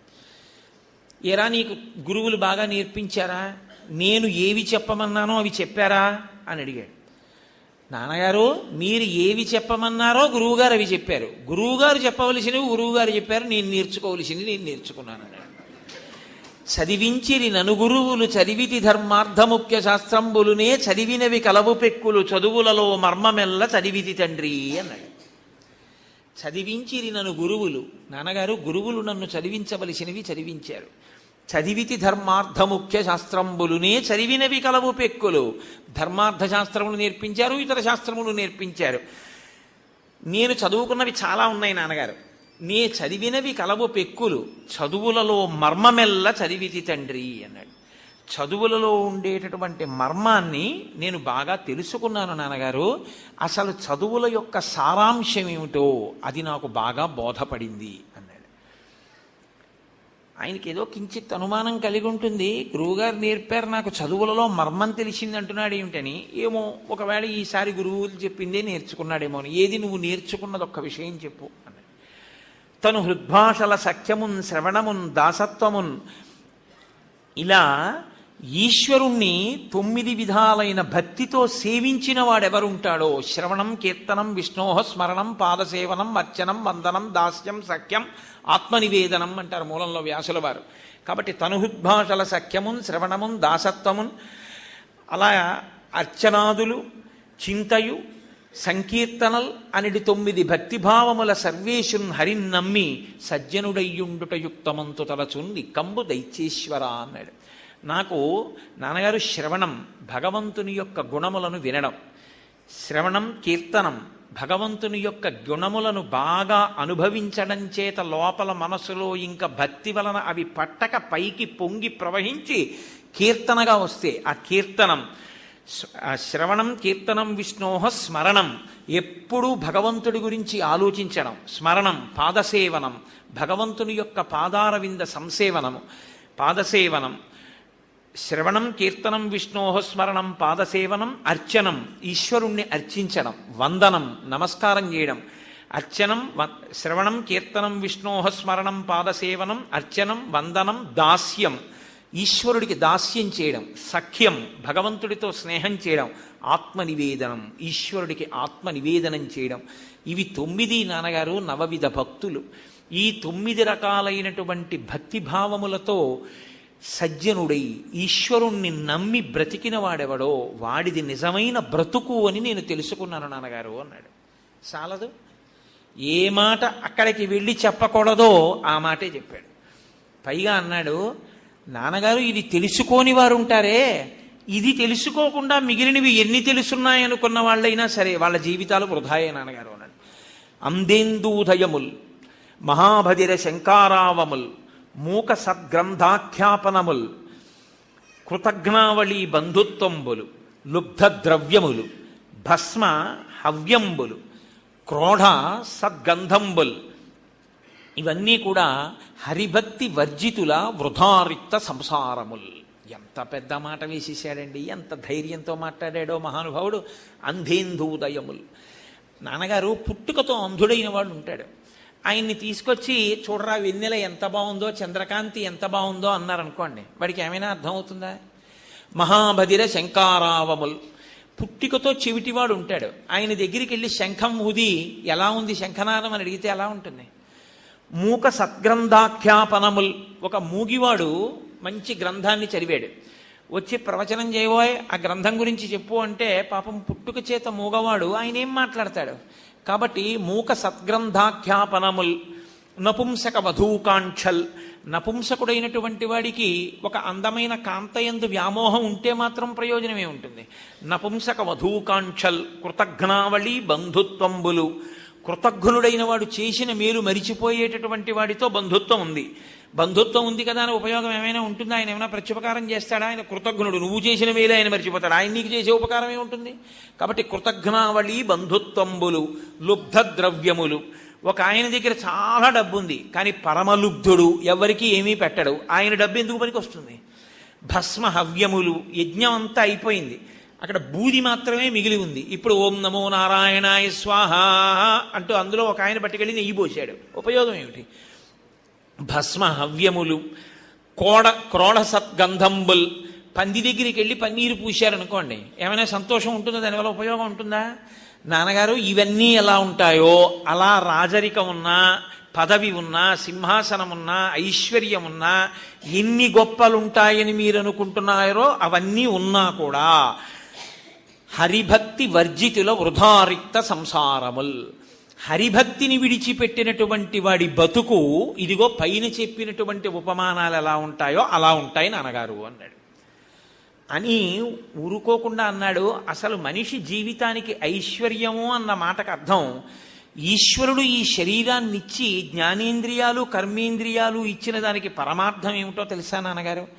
కమలాక్షునర్చించు కరములు కరములు శ్రీనాథు వర్ణించు జిహ్వ జిహ్వ సురరక్షకుని చూచు చుట్కులు చుట్కులు శేషసాయికి మ్రొక్కు శిరము శిరము విష్ణును ఆకర్ణించు వీనులు వీనులు మధువైరి దవిలిన మనము మనము భగవంతు వలగును పదములు పదములు పురుషోత్తముని మీది బుద్ధి బుద్ధి దేవదేవుని చింతించు దినము దినము చక్రహస్తుని ప్రకటించు చదువు చదువు కుంభినీదవు చెప్పెరడి గురుడు గురుడు తండ్రి హరిజేరుమని ఎడి తండ్రి తండ్రి అన్నాడు. ఎంత ఈ పద్యం ఆంధ్రదేశంలో చాలా ప్రఖ్యాతి వహించినటువంటి పద్యాలు ఇవన్నీ. కమలాక్షునర్చించు కరములు కరములు. భగవంతుణ్ణి ప్రతిరోజు ప్రీతితో ఒక్క తులసి దళమైన సంతోషంతో ఆయన పాదముల మీద సమర్పించేటటువంటి చేతులు ఏమున్నాయో అవి నిజమైన చేతులు. కమలాక్షునర్చించు కరములు కరములు శ్రీనాథు వర్ణించు జిహ్వ జిహ్వ. లక్ష్మీనాథుడైనటువంటి ఆ శ్రీమన్నారాయణుణ్ణి స్తోత్రం చేసినటువంటి నోరేదో అది నోరు. శ్రీనాథు వర్ణించు జిహ్వ జిహ్వ సురరక్షకుని చూచు చూట్కులు చూట్కులు. ఆ మహానుభావుడు దేవతల్ని రక్షించేవాడు, ధర్మాన్ని నిలబెట్టేటటువంటి ఆ పరమాత్మ యొక్క స్వరూపాన్ని ఆపాదమస్తకం చూసి పొంగిపోయేటటువంటి వాడెవడున్నాడో వాడికి కన్నులున్నందుకు ధన్యత. శేషసాయికి మృక్కు శిరము శిరము. ఆ శేషశైనం మీద పడుకునేటటువంటి శ్రీ మహావిష్ణువు యొక్క పాదములకు నమస్కరించేటటువంటి శిరస్సు ఏది ఉందో అదే నిజమైన తలకాయ. వంగిన తలకాయ తలకాయ తప్ప ఇలా నిటారుగా నిలబడిన తలకాయ తలకాయ కాదు నాన్న. శేషసాయికి మృక్కు శిరము శిరము విష్ణును ఆకర్ణించు వీనులు వీనులు. భగవంతుడి గురించి విన్న చెవులే ఉన్నాయో అవి నిజమైన చెవులు. విష్ణును ఆకర్ణించు వీనులు వీనులు మధువైరిద విలిన మనము మనము. మధువైరి, మధువుకి శత్రువైనటువంటి ఆ శ్రీమన్నారాయణుని లోపల స్మరించేటటువంటి మనస్సేదుందో అదే నిజమైన మనస్సు. కాబట్టి మధువైరిద విలిన మనము మనము భగవంతు వలగును పదములు పదములు భగవంతుడి దర్శనం చేద్దాం, ప్రదక్షిణం చేద్దామని తిరిగేటటువంటి కాళ్ళు ఏమున్నాయో అవే నిజమైన కాళ్ళు. భగవంతు వలగును పదములు పదములు, పురుషోత్తముని మీది బుద్ధి బుద్ధి. పురుషోత్తముడైనటువంటి ఆ శ్రీమన్నారాయణుడి గురించి ఆలోచించేటటువంటి బుద్ధి ఏదుందో దానికే బుద్ధి అని పేరు.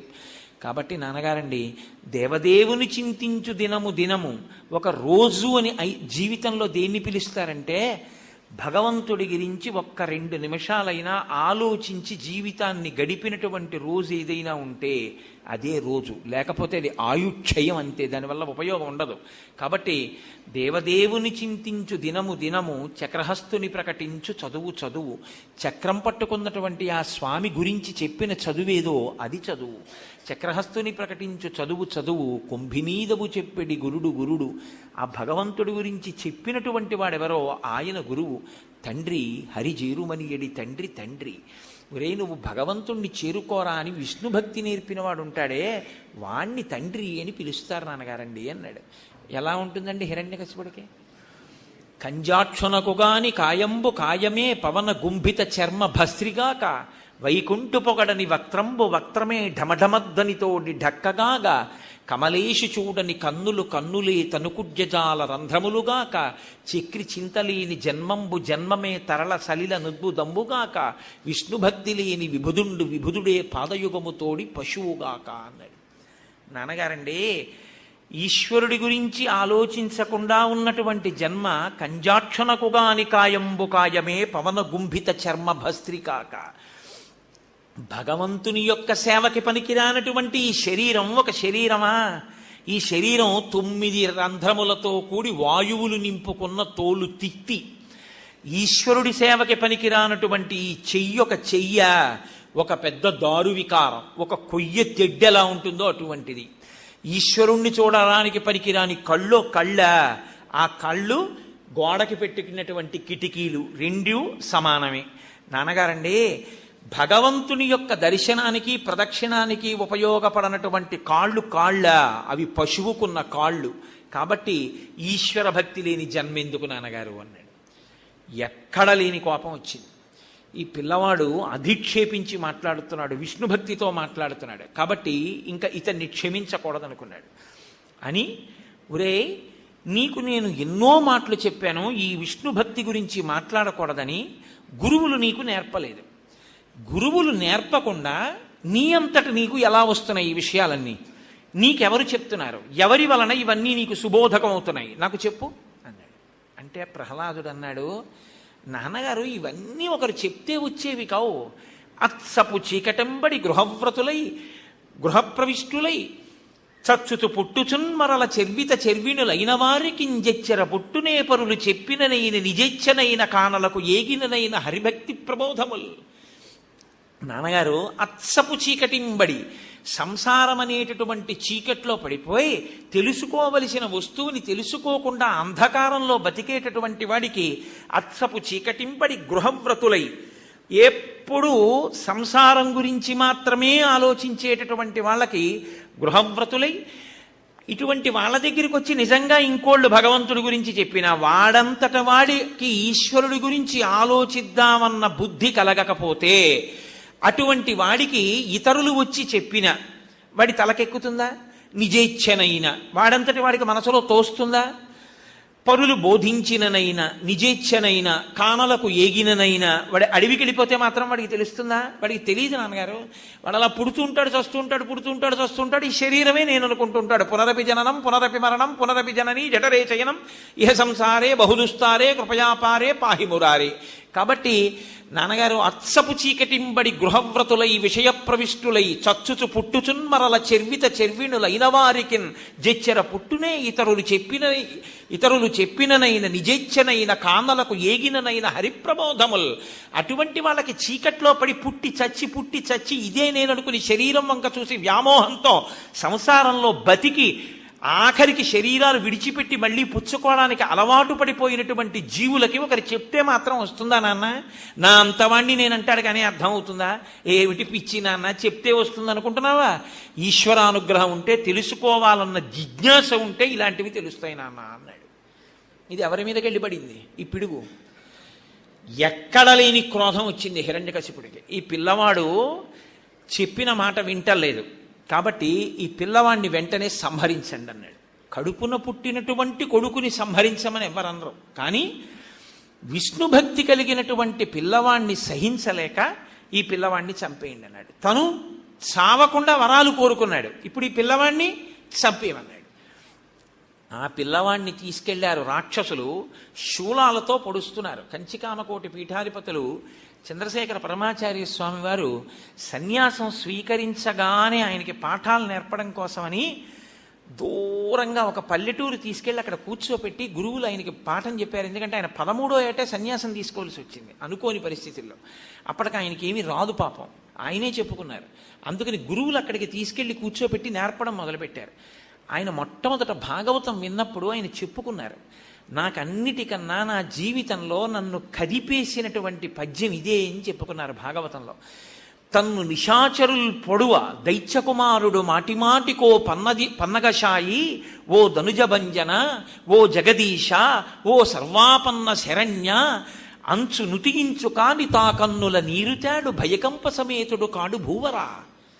దయతో చూశాట రాక్షసుల వంక. పాపం వాళ్ళకేం తెలియదు, పిచ్చివాళ్ళు ఇలా ప్రవర్తిస్తున్నారు అనుకున్నట్ట. తనని చంపుదామనుకున్న వాళ్ళ మీద కూడా దయ చూపించినటువంటి ఆ ప్రహ్లాదుని యొక్క గుణములకు నేను ముగ్ధుణ్ణయ్యాను గురువులు చెప్తుంటే అన్నారు పరమాచార్య స్వామి.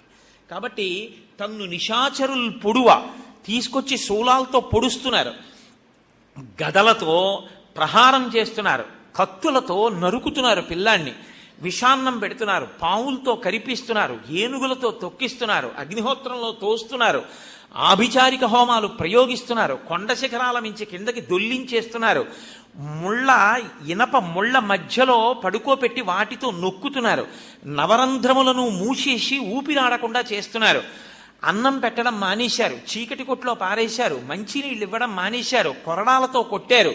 ఇన్ని చేస్తున్నా ఆయన మాత్రం తన ఎదురుగుండా తనని బాధించడానికి వచ్చినటువంటి వాళ్ళల్లో, వాళ్ళు పొడుస్తున్న శూలంలో, ఆయన మీద ఎత్తిన కత్తిలో అంతటా విష్ణువునే చూసి తన్ను నిశాచరుల్ పొడువ దైత్యకుమారుడు మాటిమాటి కోపన్నగశాయి ఓ ధనుజభంజన ఓ జగదీశ ఓ సర్వాపన్న శరణ్య అంచు నుతియించు కాని తా కన్నుల నీరుతాడు భయకంప సమేతుడు కాడు భూవరా. కనీసం ఇలా చెయ్యడ్డెట్టుకోడు. కత్తిలో విష్ణువే, గదలో విష్ణువే, పావులో విష్ణువే, ఆఖరికి తనని శిఖరం నుంచి కిందకి తోసేస్తుంటే శిఖరం విష్ణువే, ఆ కింద పడిపోతున్నప్పుడు ఆకాశం విష్ణువే, భూమి విష్ణువే, గద విష్ణువే, తనని కొడుతున్నటువంటి కొరడా విష్ణువే, కొడుతున్నవాడు విష్ణువే, అంతటా బ్రహ్మమునే చూసి ఓ నా స్వామి ఇన్నిగా కనపడుతున్నాడని రమించిపోయి బ్రహ్మజ్ఞానవేత్త అయి ఆనందపడిపోతూ చూశారు. ఓ మాట అంటుంటారు, ద్వంద్వం అనేటటువంటి మాట లేకుండా, రెండన్నటువంటి మాట లేకుండా, తనకి సుఖము దుఃఖము, తనకి అనుకూలంగా ఉన్నవాడు విరోధంగా ఉన్నవాడు, ఈ రెండు భావనలు మర్చిపోయి వృషద్విచిత్రతల్పయో భుజంగముక్తిక స్రజో గరిష్టరత్నలోష్టయో సుహృద్విపక్షపక్షయో తృణారవింద చిక్షుషో ప్రజామహీ మహేంద్రయో సమప్రవర్తయన్మన కదా సదాశివం భజే అన్నట్లుగాను సమమైనటువంటి ప్రవర్తనతో అంతటా శ్రీమన్నారాయణుణ్ణి చూసి ఎవరైనా శూలం పెట్టి ఇలా పొడుస్తుంటే చెయ్యడ్డెట్టుకుంటారు. కనీసం చెయ్యి కూడా అడ్డు పెట్టుకోకుండా ఓ శ్రీమన్నారాయణుడు నా గుండెల్లోకి వస్తున్నాడని నిలబడిపోతే శూలాలు పెట్టి పొడిచారు చావడం, గదలు పెట్టి కొట్టారు చావడం, విషాన్నం పెట్టారు జీర్ణమైపోతోంది, అగ్నిహోత్రంలో పడేశారు కాలడం, నీటిలో తోసేశారు తడవడం, నవరంధ్రములు మూసేశారు మరణించడు, ఉక్కిరి బిక్కిరి కాడు. అసలు హిరణ్యకశిపుడికి పిల్లాడు ఎలా చచ్చిపోతాడని బెంగట్టుకుంది. తాను చచ్చిపోకూడదని తపస్సు చేశాడు, ఈ పిల్లవాడు ఎలా చచ్చిపోతాడని బెంగపెట్టుకున్నాడు. అంటే ఆయన ఎంత విష్ణు భక్తి తత్పరుడై, అంటే ఇప్పుడు అన్నిటినీ ఎవరు పుచ్చుకుంటున్నట్టు? ఇవన్నీ విష్ణువే పుచ్చుకుంటున్నారు. ఆయనకి విష్ణువుగానే లోకం కనిపిస్తోంది, ఇంకొకటి లేదు ఆయనకి. ఈ స్థితిలో గురువులు జోక్యం చేసుకుని ఇంత హింస పెడుతున్నాడు ఈ పిల్లవాడినని మేము తీసుకెళ్ళి మళ్ళీ పిల్లవాడికి కామశాస్త్రం, వివాహం అయిపోయినటువంటి వారికి నేర్పవలసినటువంటి ధర్మాలు నేర్పుతాం, కాబట్టి మెల్లిగా ఈ పిల్లవాడికి వివాహం చేస్తే ఏమైనా దారిలో పడతాడేమో చూస్తామని తీసుకెళ్ళి పాఠాలు చెప్పడం మొదలుపెట్టారు. గురువులు వాళ్ళకి కూడా ఏదో సొంత పని, ఒక వ్యవహారం ఉంటాయి కదండి. గురువులు ఎప్పుడైనా అటు వెళ్ళగా చూసి ప్రహ్లాదుడు ఒక రోజున రాక్షస పిల్లలందరినీ పిలిచి కూర్చోబెట్టాడు. కూర్చోబెట్టి వాళ్ళందరికీ ఆయన బోధ మొదలెట్టాడు. రే నాయనా, మీ జన్మ పాడైపోతోందిరా, గురువుగారు చెప్పినటువంటి పాఠాలు మీరు వింటున్నారు, కానీ ఆయన దగ్గర ఉన్న గొప్ప గుణం ఏమిటో తెలుసా అండి? గురువుగారు పాఠం చెప్తుంటే గురువుగారిని మాత్రం మీరు ఇలాంటివి చెప్పకూడదు అనేవాడు కాదు. ఆయన ఎప్పుడు అనేవాడు కాదు. ఏ పగిది వారు చెప్పిన ఆపగిదిన్ చదువు కాని ఇట్టిట్టని ఆక్షేపింపడు తానన్ని నిరూపించిన విద్యలనుచు మహామనీషన్ అన్నారు పోతన గారు. నిరూఢ మహామనీషన్. ఆయన గురువుగారు చెప్పకూడని పాఠం చెప్తున్నా, ధర్మ వ్యతిరేకమైన బోధ చేస్తున్నా, హిరణ్యకశిపుడే సర్వస్వం, అసలు భగవంతుణ్ణి కొలవకూడదు అని చెప్తున్నా, ఏ పగిది వారు చెప్పినా ఆ పగిదిని చదువు కాని వాళ్ళు ఎలా చెప్తున్నారో అలాగే చదివేవాడంతే. గురువు గారిని మనం అధిక్షేపించకూడదు. కాబట్టి గురువుల్ని మాత్రం ఎప్పుడు అధిక్షేపించేవాడు కాదు. ఇప్పుడు ఈ పిల్లలందరినీ కూర్చోపెట్టుకుని చెప్పడం మొదలుపెట్టాడు. ఒరే నాయనా, జీవితం అంటే ఏమిటో తెలుసా?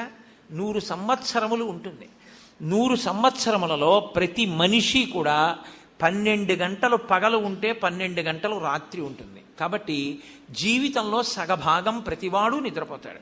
కాబట్టి 50 సంవత్సరాలు నిద్రకు వెళ్ళిపోయాయి. ఇంకా మిగిలినటువంటిది 50 ఏళ్ళు. ఈ 50 ఏళ్లలో అమాయకత్వం, శిశుత్వం, బాల్యం, వీటికి 25 ఏళ్ళు పోతుంది. ఇక మిగిలినది 25 ఏళ్ళు. ఈ 25 ఏళ్లే మనిషి దారుఢ్యంతో ఉంటాడు, ఒంట్లో ఓపిక ఉంటుంది. కానీ ఈ ఓపిక ఉన్న సమయాన్ని భగవంతుణ్ణి అధిక్షేపించడానికి, ధర్మశాస్త్రాల్ని వ్యతిరేకించడానికి, ఈశ్వరుడు పెట్టినటువంటి నియతితో కూడిన వేదాన్ని అతిక్రమించి ప్రవర్తించడానికి మనం ఉపయోగిస్తే మనం భయంకరమైన స్థితిలోకి వెళ్ళిపోతాం. ఒక్కసారి ఈ ఉపాధి పుచ్చుకుని మనం ఏదైనా విషయం తెలుసుకోవాలి అంటే తెలుసుకోగలిగినటువంటి బుద్ధి ప్రకాశించేటటువంటి శరీరంలోకి రావాలి అంటే అంత తేలిక కాదు. ఈ పుట్టడం కూడా అంత తేలిగ్గా పుట్టేటటువంటి విషయం కాదు. ఎంత కష్టపడిన తరువాత ఈ శరీరం వస్తుందో తెలుసా? 9 నెలలు కటిక చీకట్లో అమ్మ కడుపులో అలా పడుకుని ఉండాలి. 9 మాసంబులు తల్లి గర్భమున నానారోతలంచిక్కి నాకు అవకాశం విషుమంతలేక పడితిన్ కష్టముల్ భీతితో 9 మాసంబు ఘటిల్లే చాలునిక ఆ గర్భవాసము నివసింపున్ పని తీర్చి కావుమికనన్ నీ సత్కృపం శంకర. ఈశ్వర, చీకటి, తల పైకి తల కిందకి, కాళ్ళు పైకి, అక్కడే మలమూత్ర విసర్జనం, నాభిగొట్టంలోంచి అమ్మ తిన్నదే లోపలికి వెళ్ళడం, లోపల పడిశం పట్టడం, దగ్గు రావడం, అతిసారం రావడం, ఆ మలమూత్రముల్లోంచి పుట్టినటువంటి క్రిములు కురికేస్తూ ఉండడం, ఇన్ని బాధలు పడ్డాము. ఇన్ని బాధలు పడి లోపల శరీరం పెరిగిపోతే అమ్మ కడుపు ఇరుగ్గా ఉండి అటు ఇటు కదలడానికి చోటు లేక ఒళ్ళు తిమ్మిర్లెక్కిపోతే కళ్ళు తెరిచి చూద్దామంటే గాఢాంధకారం. అటువంటప్పుడు ఈశ్వరుణ్ణి ప్రార్థన చేస్తే మహానుభావుడు ప్రసూతి వాయువై బయటికి తోసేశాడు. ఈ ఒక్కసారి శరీరం ఇవ్వవయ్యా, దీంతో నిన్ను సేవించి నిన్ను చేరుకుంటానంటే బయటికి వచ్చాడు. మలమూత్రంబులతో మహాభయముతో మాతృస్తనాపేక్షతో చలమూర్ఖత్వముతో సదాభ్రమతతో చాంచల్య చిత్తంబుతో బరువైనట్టి కపజ్వర గ్రహ మహాబాల్యామయ శ్రేణితో కలనైనంచ తమ చింతలేక చెడితిన్ కామ్యార్థినై శంకర. పుట్టిన తరువాత మళ్ళీ మలమూత్రంబులతో అమ్మ ఓ పక్కేసి అక్కడ పడుకోబెడుతుంది. అక్కడే మల విసర్జన చేస్తాడు, అక్కడే మూత్ర విసర్జన చేస్తాడు.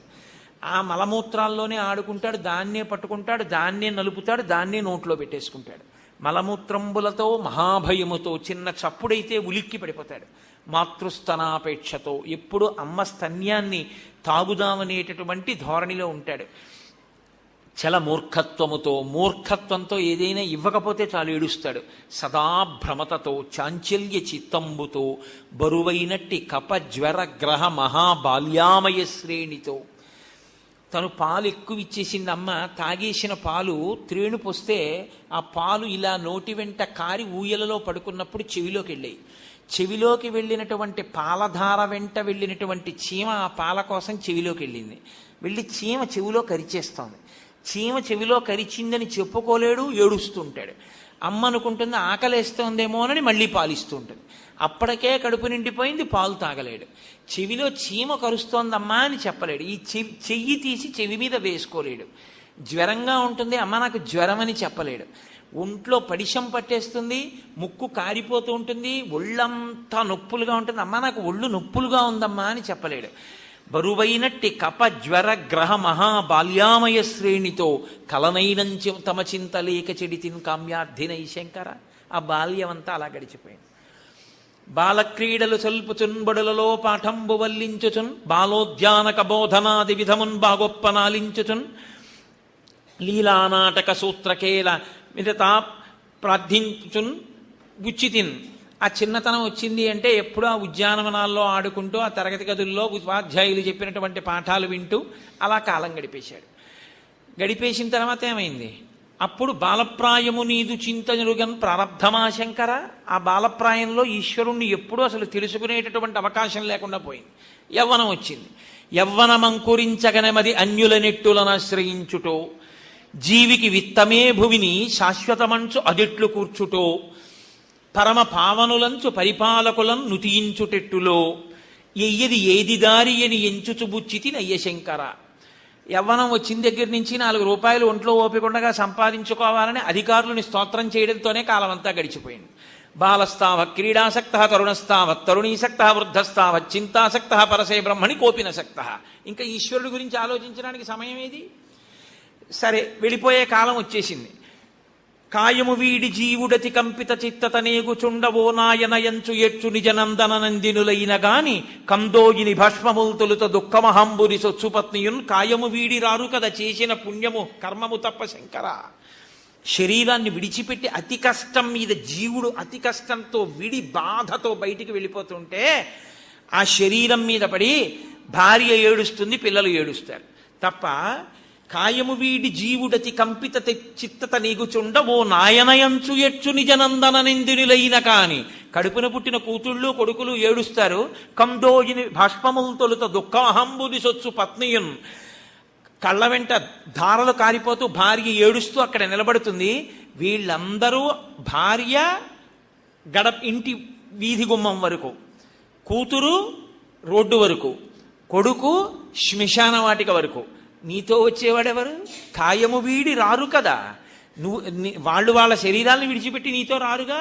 చేసిన కర్మము పుణ్యము తప్ప శంకర. నువ్వు చేసుకున్న పాపపుణ్యాలేవో అవేగా నీతో వచ్చేవి.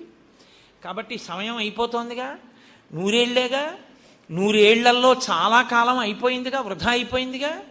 మరి ఇంకా ఏముంటుందని మీరు ఇలాగా కాలాన్ని గడిపేస్తున్నారా? బంగారపు రజను మట్టిలోనే దొరుకుతుంది, గనిలో. స్వర్ణకారుడు బాగా తప్తం చేసి మట్టిని వేడి చేసి బంగారాన్ని పుచ్చుకుంటాడు. అలా మీరు బాగా శాస్త్రాన్ని మధించి చేరుకోవలసినటువంటి ఈశ్వరుణ్ణి చేరుకునే ప్రయత్నం చెయ్యాలిగా. మీరు చేసేటటువంటి కర్మల వలన అర్థం వస్తుంది, కామము తీరుతుంది. కానీ మోక్షము రావాలి అంటే జ్ఞానం ఒక్కటే సాధనం. ఆ జ్ఞానము కలగాలి అంటే శాస్త్రాన్ని అధ్యయనం చెయ్యవలసి ఉంటుందిగా. మనకి గురువుగారు నేర్పుతున్నటువంటి శాస్త్రం మనకి మోక్షాన్ని అందించగలిగినటువంటి శాస్త్రం కాదు కదా. కాబట్టి మీరు ఇప్పటికైనా ఈశ్వరుడు గురించి తెలుసుకునేటటువంటి ప్రయత్నం చెయ్యండి. ఆ భగవంతుడే 5 కర్మేంద్రియాలు, 5 జ్ఞానేంద్రియాలు, 5 తన్మాత్రలు, ఇన్ని వికారములతో కూడిన సంఘాతంగా ఈ శరీరాన్ని తయారు చేశాడు. ఋతువంతమైనటువంటి ఈ శరీరంలో ఉండి దీన్ని సాధనంగా వాడుకుని ఇది పడిపోయే లోపల మళ్ళీ ఇలాంటి శరీరంలోకి రావలసిన అవసరం లేని స్థితిని పొంది పునరావృత్తి రహిత శాశ్వత శివ సాయుధ్య స్థితి కొరకు నారాయణని యందు ప్రవేశించాలి తప్ప మనం ఇటువంటి చదువులు చదువుకుని ఇలా జీవితాన్ని వృధా చేసుకుని రాక్షస కార్యక్రమాల్లో తిరిగితే దాని వలన మనం పొందేటటువంటి లబ్ధి ఏముంటుంది? మళ్ళీ తిరిగి హీనోపాధుల్లోకి వెళ్ళిపోతాం. అందుకని నా మాట వినండి. భక్తి ఒక్కటే మనిషిని జ్ఞానం వైపుకి తీసుకెళ్ళగలిగిన సాధనం. అంతటా నిండి ఉన్నవాడు శ్రీ మహావిష్ణువే. కాబట్టి మనం ఆయన్ని స్తోత్రం చేద్దాం, మనందరం కలిసి ఆయన్ని కీర్తిద్దాం రండి అన్నాడు. పిల్లలందరూ కలిసి భగవన్నామం భగవద్భజన మొదలుపెట్టారు. గురువులు వచ్చి చూశారు. అమ్మ బాబోయ్, వీడికేదో నేర్పుదాం అనుకుంటే మిగిలిన పిల్లలకు కూడా విష్ణు భక్తి నేర్పుతున్నాడని భయపడి ఆ పిల్లవాడిని హిరణ్యకశిపుడి దగ్గర ప్రవేశపెట్టారు. నాయన, నీ కొడుక్కి మేమేదో పాఠాలు నేర్పగలము అనుకుని ఆశపడ్డాం, కానీ నీ కొడుక్కి మేము పాఠాలు నేర్పడం ఏమో కానీ వాడు మిగిలిన పిల్లల్ని పాడు చేసేస్తున్నాడు. కాబట్టి ఇటువంటి పిల్లవాడు తులసి వనంలో గంజాయి మొక్క పుట్టినట్టు పుట్టాడు. నిజానికి ఆయన గంజాయి వనంలో తులసి మొక్క. కాబట్టి ఈ పిల్లవాడిని ఏం చేసుకుంటావో నీ ఇష్టం అన్నారు. ఎక్కడ లేని ఆగ్రహం వచ్చింది. సహజం కదండి, మరి రాదు. ఆయన హిరణ్యకశిపుడు, ఆగ్రహం రాక ఏమొస్తుంది? ఆయన అన్నాడు, అంతటా ఉన్నటువంటి వాణ్ణి నేనే, అందరినీ శాసించేవాణ్ణి నేనే. నువ్వు తెల్లవారి లేస్తే చూస్తున్నావు, వాయువు కూడా నా అనుమతి లేకుండా గట్టిగా వీచడానికి భయపడతాడు. సూర్యుడు నా అనుమతి లేకుండా గట్టిగా ప్రకాశించాడు. దిక్పాలకులందరినీ శాసిస్తున్నాను. విష్ణువు అన్నవాడు అసలు ఎప్పటి నుంచో నేను యుద్ధం చేద్దాము అని చూస్తే కనపడకుండా అదృశ్యమైపోయాడు. అటువంటి విష్ణువు ఉన్నాడు ఉన్నాడు అని నువ్వంటున్నావు, లేడు లేడు అని నేనంటున్నాను. నీకు ఎవరి అండ చూసుకుని నువ్వు ఇలా ప్రవర్తిస్తున్నావో నాకు తెలియదు. గురువులా నీకు నేర్పలేదు. వజ్జలు నేర్పని ఈమది మజ్జాతుడవైన నీకు మరి ఎవ్వరిచే నుజ్జానమయ్య బాలక తజ్జనులం పేరుకొనము తగనామ్రోలన్. గురువులు చెప్పనటువంటి ఈ విద్య నీకెవరి వల్ల వచ్చింది? నువ్వు ఎవరి అండ చూసుకుని ఇంతగా ప్రగల్భాలు పలుకుతున్నావు? నిన్నెవడు కాపాడతాడనుకుంటున్నావు? ఎవరు చూపించి ఎవరు నీ వెనకాల బలం ఉన్నాడు అనుకుంటున్నావో నాకు చెప్పు అన్నాడు. ఆయన అన్నాడు, నాన్నగారు నాకు బలం ఏమిటండి? బలయుతులకు దుర్బలులకు బలమెవ్వడు, నీకు నాకు బ్రహ్మాదులకు బలమెవ్వడు, ప్రాణులకును బలమెవ్వండట్టివాడు బలమ సురేంద్ర అన్నాడు. నాకు బలం ఏమిటి? నాకు బలం, నీకు బలం, సమస్త భూతములకు బలం. లోకంలో బలమన్న మాట ఉండడానికి బలం ఎవడో వాడు నాకు బలం నాన్నగారు. తప్ప ఎవడు బలం అంటారేమిటి? బలం ఇచ్చేవాడు బలమైన వాడు ఒక్కడే ఉన్నాడు, వాడు తప్ప ఇంకోటి లేదు. ఇప్పుడు ఈ మాట మీరు అడగడానికి మీకు కూడా బలం వాడే, నాకు బలం వాడే, తప్ప ఇంకొకడు లేడు. కాబట్టి నా మాట నమ్మండి అన్నాడు. అని అయ్యయ్యో నాన్నగారు మిమ్మల్ని చూస్తే నాకు చాలా జాలేస్తోందండి. ఎందుచేత అంటారేమో, మీరు లోకంలో మిగిలిన శత్రువులందరినీ కంటికి బాహ్యంలో కనపడేటటువంటి వాళ్ళందరినీ జయించారు. కానీ లోపల ఉన్నటువంటి 6 శత్రువుల్ని మాత్రం మీరు గెలవలేకపోయారు. నిజంగా మీరు కానీ ఆ 6 శత్రువుల్ని జయించగలిగి ఉంటే మీకు ఇవాళ ఇలా విరోధ భావన, రెండున్నాయనేటటువంటి భావన కలిగి ఉండేటటువంటిది కాదు. ఆ 6 శత్రుల ప్రభిన్నుల చేసిన ప్రాణికోటిలో మీకు విరోధి లేడొకడు నిర్పున చూడుము దానవేశ్వర. లోకములన్నీయున్ గెలిచినాడవు, ఇంద్రియానీకము చిత్తమున్ గెలువనేరవు. నిన్ను నిబద్ధు చేయు భీషణ శత్రులార్వుర ప్రభిన్నుల చేసిన ప్రాణికోటిలో నీకు విరోధి లేడొకడు నిర్పున చూడుము దానవేశ్వర. లోకాలన్నీ గెలిచానంటావు, బయట ఉన్నవన్నీ గెలిచావు, నీ లోపల ఉన్న వాటిని గెలవలేకపోయావు. నీ లోపల ఉన్నారు 6 శత్రువులు, కామ క్రోధ లోభ మద మోహ మాత్సర్యములు. ఈ 6 నాన్నగారు మీరు గెలవలేకపోతున్నారు. ఈ 6 శత్రువుల్ని గెలిచారా? నీకు అసలు శత్రువు అన్నవాడు లోకంలో లేడు అని అర్థమవుతుంది. అందరిలో ఉన్నవాడు ఈశ్వరుడని అర్థమవుతుంది. ఆ 6 వదిలేసి మిగిలిన లోకంలో ఉన్న వాళ్ళందరినీ గెలిచానంటున్నారు. అందుకే మీకు ఇంకా 2 కింద కనపడుతోంది. అసలు మీరు ఈశ్వరుణ్ణి తెలుసుకునే ప్రయత్నంలో మిమ్మల్ని మీరు జయిస్తే, మీలో ఉన్నటువంటి అరిషడ్వర్గాల్ని జయిస్తే, 6 శత్రువుల్ని జయిస్తే అసలు మీకు శత్రువు అన్నవాడే లేడు. దీన్ని నాన్నగారు మీరు మర్చిపోయారు అన్నాడు. ఆయన వింటాడా? గురేయ్, నీకు అండ, నాకు అండ, లోకమంతటికి అండ ఒకడున్నాడని నువ్వు అంటున్నావు, లేడు అని నేను అంటున్నాను. నువ్వు ఉన్నాడు అన్నవాడు ఎక్కడున్నాడు అన్నాడు. అంటే ఇప్పుడు ఆయన అన్నాడు, మళ్ళీ అదే మాట అడుగుతున్నారు. ఎక్కడున్నారు అని అడుగుతారేంటి? ఎక్కడ లేడు అని అడగాలి. ఆయన అన్ని చోట్ల ఉన్నాడు. ఇందుకలడు అందులేడని సందేహము వలదు చక్రి సర్వోపగతుండెందెందు వెదకి చూచిన అందందే గలడు దానవగ్రని వింటే. ఇక్కడున్నాడు ఇక్కడ లేడు అని చెప్పడం కుదరదు.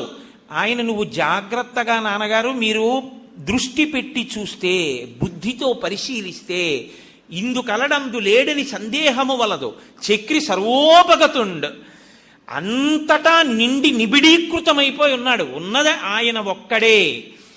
ఆయనే ఉంటే మనకి అనేకంగా కనపడుతోంది తప్ప అనేకము లేవు, ఒక్కటే ఉంది. ఆ మట్టితోటే మూకుడు చేశారు, మట్టితోటే గరిటె చేశారు, మట్టితోటే ప్రమిద చేశారు.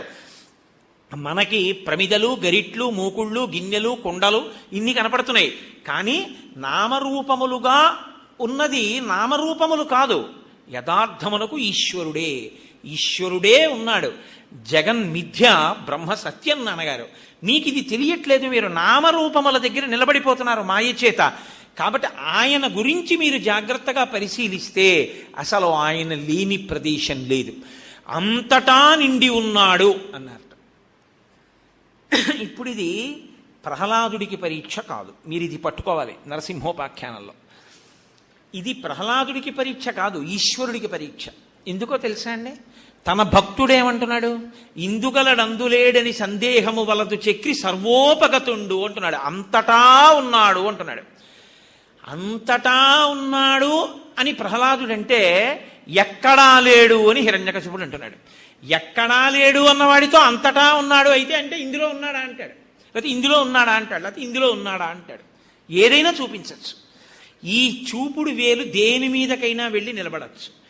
ఆయన చూపుడు వేలు దేని మీద నిలబడుతుందో దాంట్లోంచి సాకారంగా బయటికి రావాలి. సగుణ నిర్గుణాసాతు ద్విధా ప్రోక్త మనీషిభి సగుణ రాగిభి సేవ్య నిర్గుణాతు విరాగిభి అంటారు వ్యాసుల వారి దేవి భాగవతంలో. నిర్గుణమై నిరంజనమై అఖిల ప్రపంచంలోనూ కూడా వ్యాపించి ఉన్నటువంటి పదార్థము ఏది ఉన్నదో ఆ పదార్థము ఇప్పుడు ఒక రూపంతో పైకి వచ్చి కనపడాలి. ఇప్పుడు అది ఒక రూపంతో వచ్చి కనపడింది అనుకోండి, ఏ రూపంతో పడితే ఆ రూపంతో రాకూడదు. ఎందుకని? ఆయనకి వరాలున్నాయి. అవి సామాన్యమైనటువంటి వరాలేం కాదు. గాలిన్ కుంభిని అగ్ని అంబువుల ఆకాశస్థలిన్ దిక్కులన్ రేలన్ ఘస్రములం తమ ప్రభల భూరిగ్రాహ వ్యాళాదిత్య నరాది జంతు కలహ వ్యాప్తిన్ సమస్త్రాస్త్ర శస్త్రాలిన్ మృత్యువు లేని జీవనములోకాధీశ ఇప్పించవే.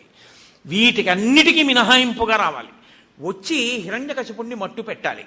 కాబట్టి అన్ని చోట్ల ఉన్నాడు అని ప్రహ్లాదుడు అంటున్నాడు, ఎక్కడా లేడు అని హిరణ్యకశిపుడు అంటున్నాడు. ఇప్పుడు హిరణ్యకశిపుడి చూపుడు వేలు ఎక్కడికొచ్చాగుతుందో అక్కడి నుంచి బయటికి రావాలి భగవంతుడు. కాబట్టి ఇప్పుడు ముందెవరు సిద్ధపడ్డారట? ఆయన వచ్చేయడం కోసమని ఈ బ్రహ్మాండమంతటా ఒక ఆకృతిని ధరించి సిద్ధంగా ఉన్నట్ట. చూపుడు వేలు ఎక్కడాగితే అక్కడి నుంచి బయటికి రావాలని. హరి సర్వాకృతులంకలండనుచు ప్రహ్లాదుండు భాషింప ఎందును లేడు లేడనుచు దైత్యుండు తర్జింప శ్రీనరసింహాకృతి దాల్చనచ్యుతుడు నానాజంగమస్థావరోత్కర గర్భంబుల అన్ని దేశముల ఉద్దండ ప్రభావంబునన్. అంతటా ఉన్నాడు అని ప్రహ్లాదుడు అంటున్నాడు, లేడు అని హిరణ్యకశిపుడు అంటున్నాడు. ఈ సమస్త బ్రహ్మాండము ఒక పెద్ద నారసింహం అయిపోయింది. ఇప్పుడు చూపుడు వేలు ఎక్కడ పెడతాడో అక్కడి నుంచి ఆ నృసింహాకృతి బయటికి రావడానికి సిద్ధంగా ఉంది. ఇప్పుడు బ్రహ్మాండముగా లేదు, బ్రహ్మాండమే ఒక నృసింహాకృతిని పొందిందిట. ఇది పోతన గారి యొక్క దర్శనం మహానుభావుడిది.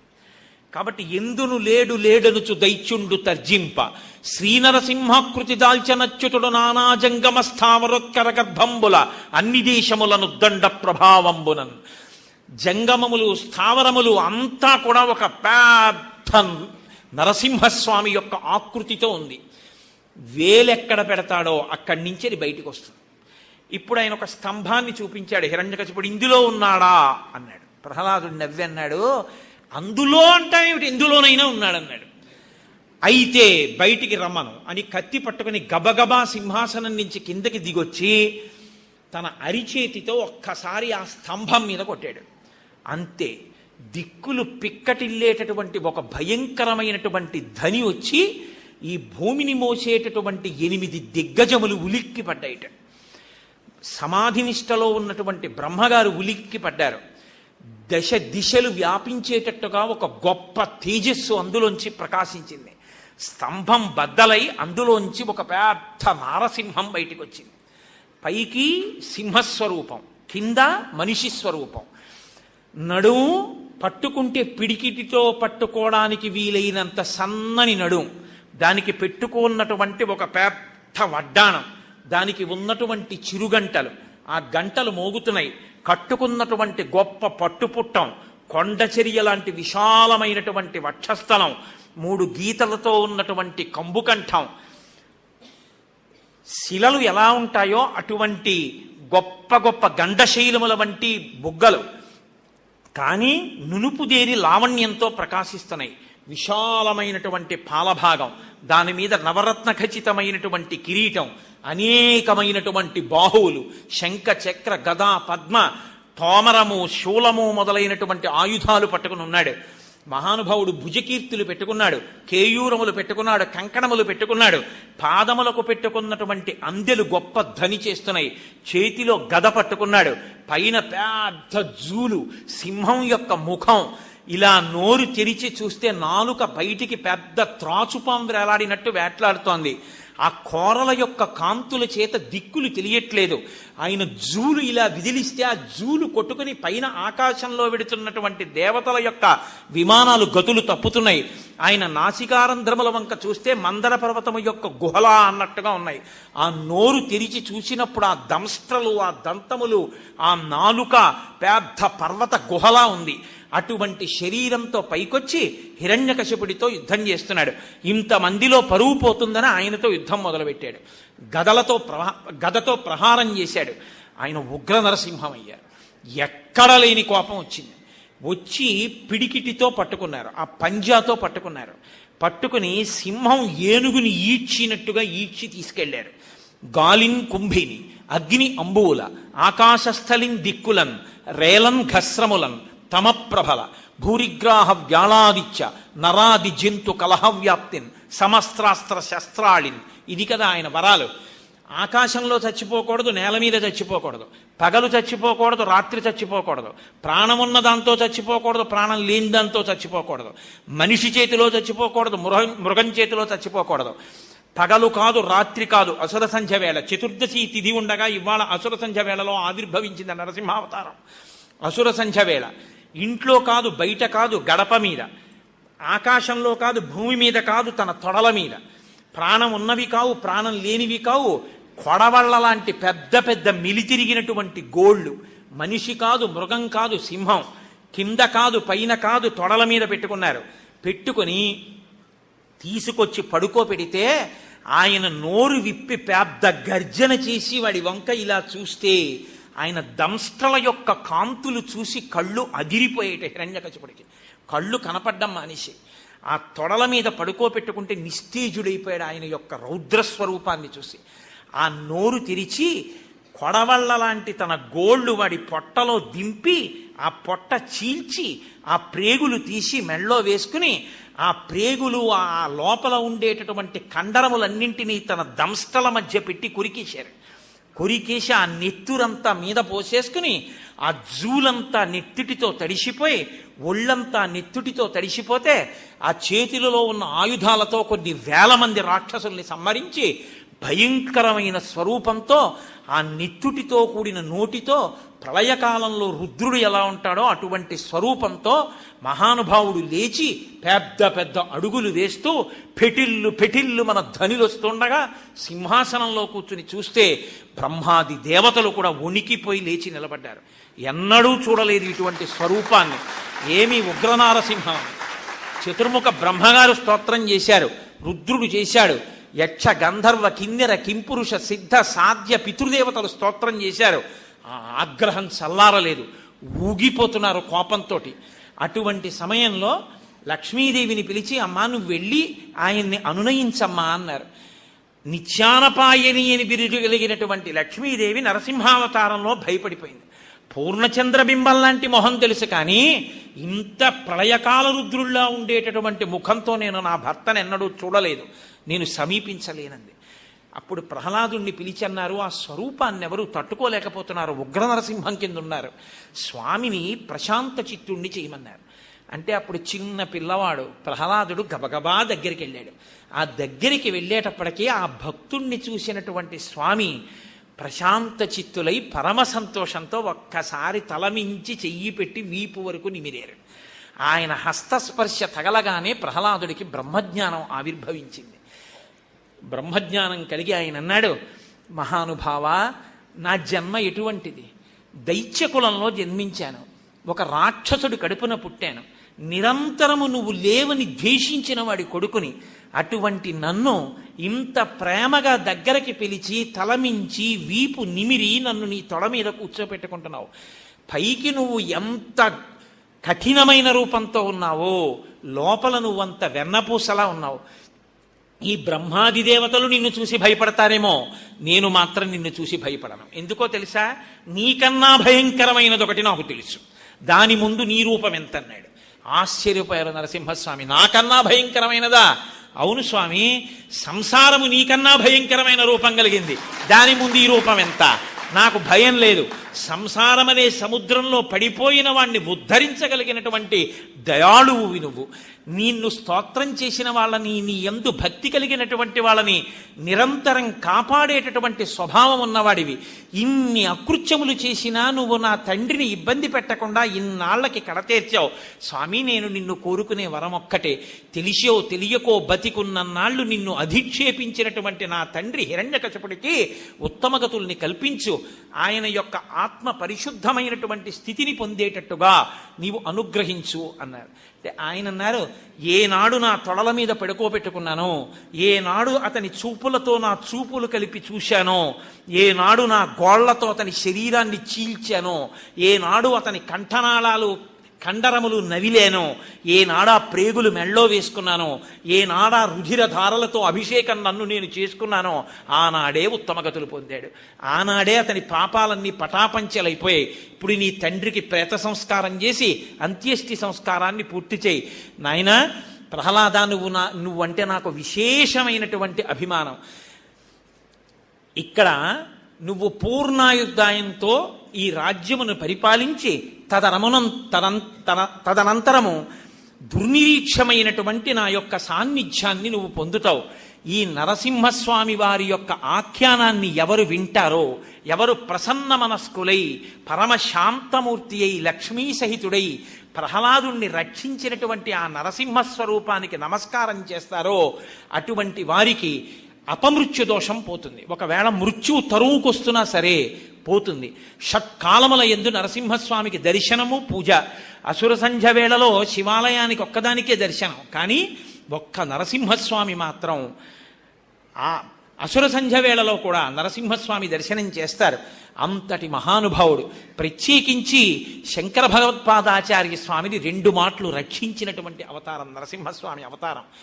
మహానుభావుడు ఒకానొకప్పుడు పరకాయ ప్రవేశం చేసి ఉభయ భారతి అడిగిందని కామ విద్యలోని మెళకువలు తెలుసుకునే ప్రయత్నం చేస్తున్నప్పుడు రాజు శరీరాన్ని కట్టెల మీద పెట్టి కాల్చేస్తుంటే 2 చేతులు కాలిపోయాయి. అప్పుడు పద్మపాదాచార్యుల వారు వెళ్ళి స్తోత్రం చేస్తే శంకర భగవత్పాదులు తిరిగొచ్చి మళ్ళీ తన శరీరంలోకి తాను వెడదాం అనుకున్నారు. కానీ అప్పటికే కట్టెల మీద పెట్టి కాల్చేస్తున్నారు. ఆ శరీరంలోకి ఇక శంకరులు రాకుండా రాజు శరీరంలో ఉండిపోవాలని. అటువంటప్పుడు మహానుభావుడు శంకర భగవత్పాదులు రాజు శరీరంలో నిలబడి తన శరీరం కోసం నరసింహస్వామిని ప్రార్థన చేశారు. లక్ష్మీ నృసింహ మదేహి కరావలంబం, నా చేతులిమ్మని. అంతే.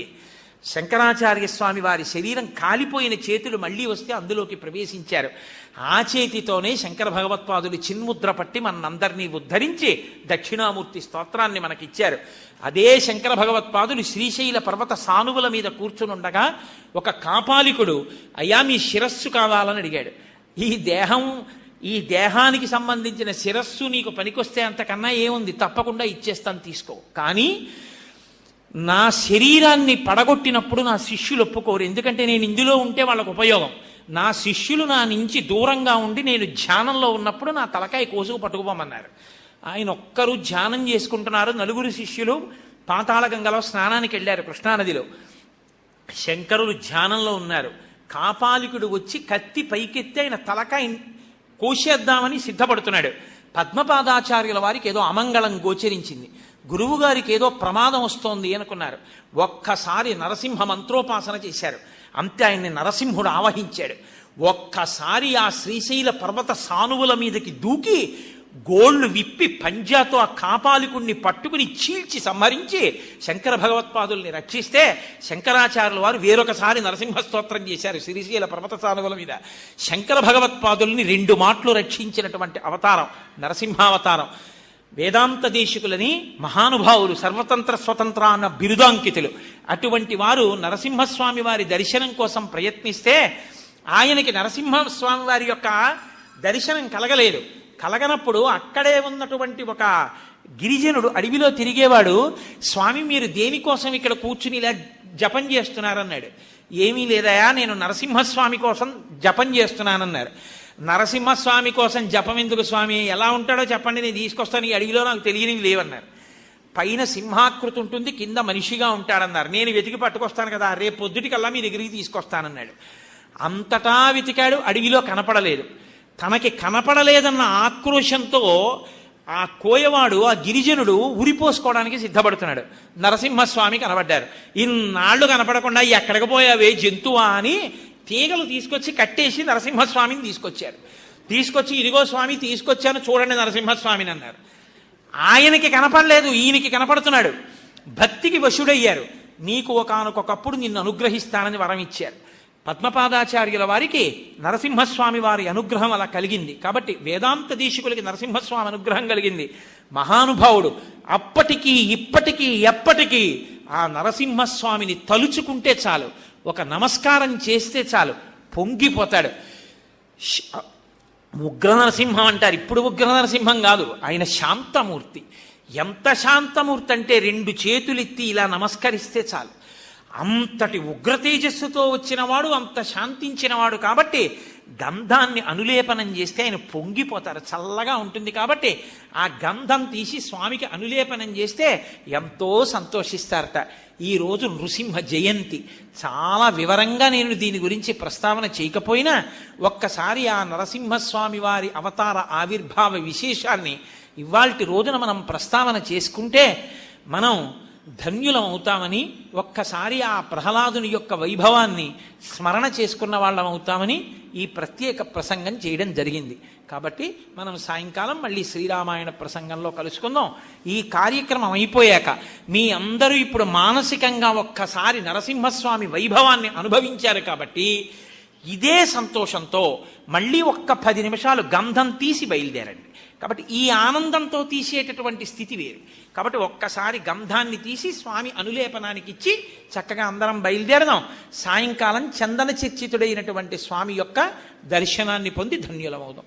మంగళాశాసన పరై మదాచార్య పురోగమై సర్వైశ్చ పూర్వైరాచార్యై సత్కృతాయాస్తు మంగళం. మంగళం కోసలేంద్రాయ మహనీయ గుణాత్మనే చక్రవర్తి తనూజాయ సార్వభౌమాయ మంగళం. ఉమాకాంతాయ కాంతాయ కామితార్థప్రదాయినే శ్రీగిరీశాయ దేవాయ మలినాథాయ మంగళం.